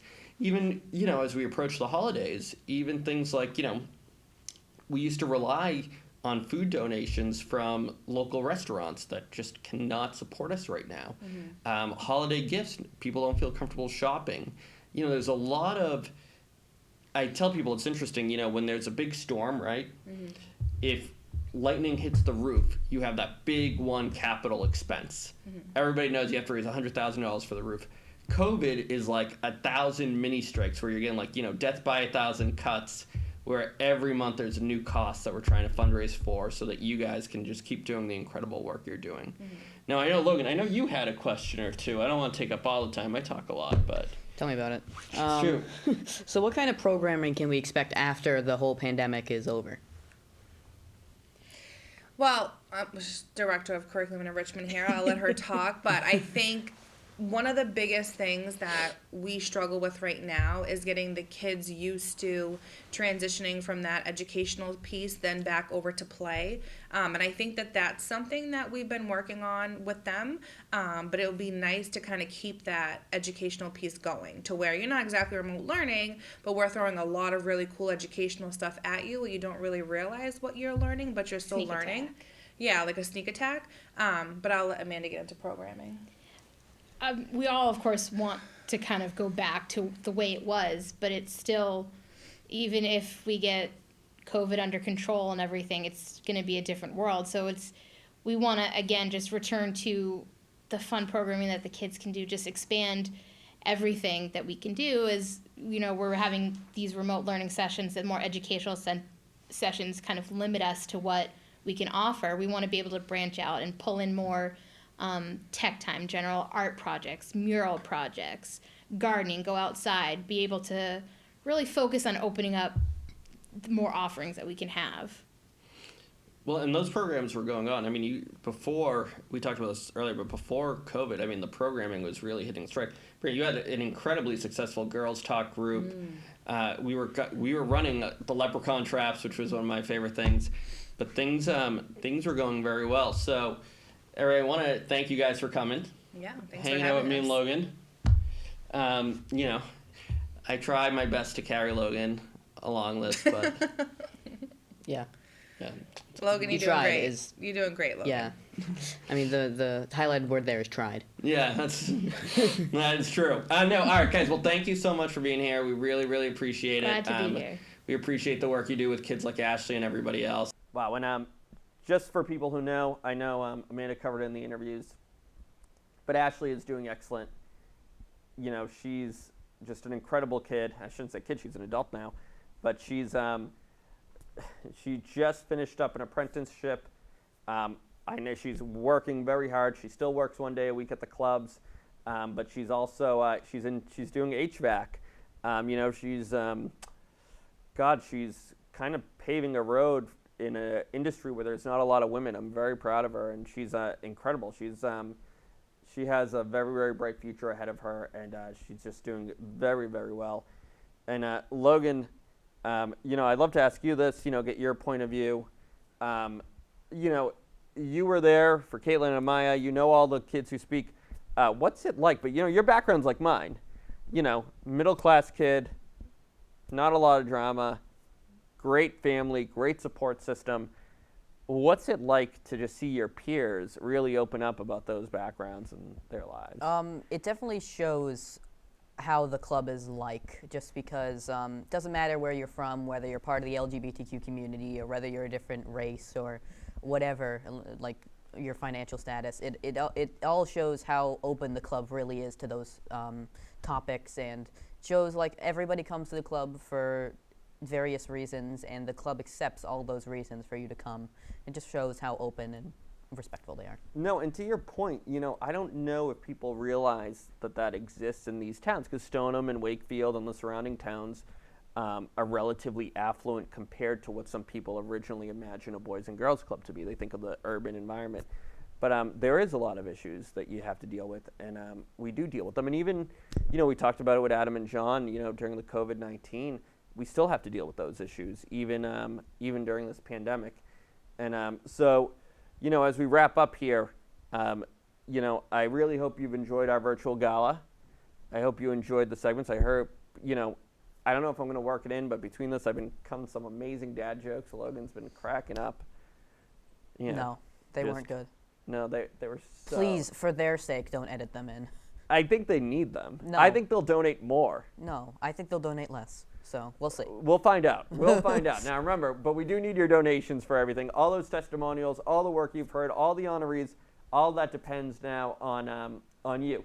And hopefully this holiday season, you'll be generous enough to consider our Boys and Girls Clubs. And we know there are a lot of worthy causes. I mean, we live in a very, very philanthropic area. There's a lot of great organizations who deserve donations. We just hope that you'll consider us to be one of them. It would mean a lot. And I do think there is one other person to thank, well, persons that we have to thank. I agree. Well, this wouldn't have been possible without our friends at WCAT, Wakefield's Community Access Television. That includes Adam, Barbara, Amy, Ian, and of course Ryan, their executive director. Now, fun trivia fact. Anthony, if you say it. Ryan and I were born on the same exact day, same exact year, same exact hospital. Just so you know, he's told everybody that we've interviewed and talked to about that. It's amazing. It's not. It's me and Ryan could be brothers. His parents could be my parents. Except he has much better hair than you. He does. He has incredible hair. Yeah. But on a serious note, we want to thank WCAT. We wouldn't have been able to do this. They are the definition of what a community station is all about. They allow not just us, but a variety of nonprofits to use their equipment, use their studio, and they go above and beyond to make things work. Just so you know, we're filming right now. It's the Friday after Thanksgiving. They were going to be closed. Ryan and Barbara came in to help us film this. Adam, who just had two beautiful, beautiful twins. I just had one kid, and I'm overwhelmed. Adam had twins, and he was helping us out. Ian and Amy, just wonderful. Their whole crew is amazing. So, you know, also, I guess, you know, in your holiday charity giving, you know, consider the Boys and Girls Clubs. Again, consider, there's a lot of other groups, maybe consider WCAT as well. Thank you, Cassidy, for donating. Thank you for Stevie Stuffer for donating. Thank you, Tarpy. Thank you, Remax Andrew. Thank you, MBM.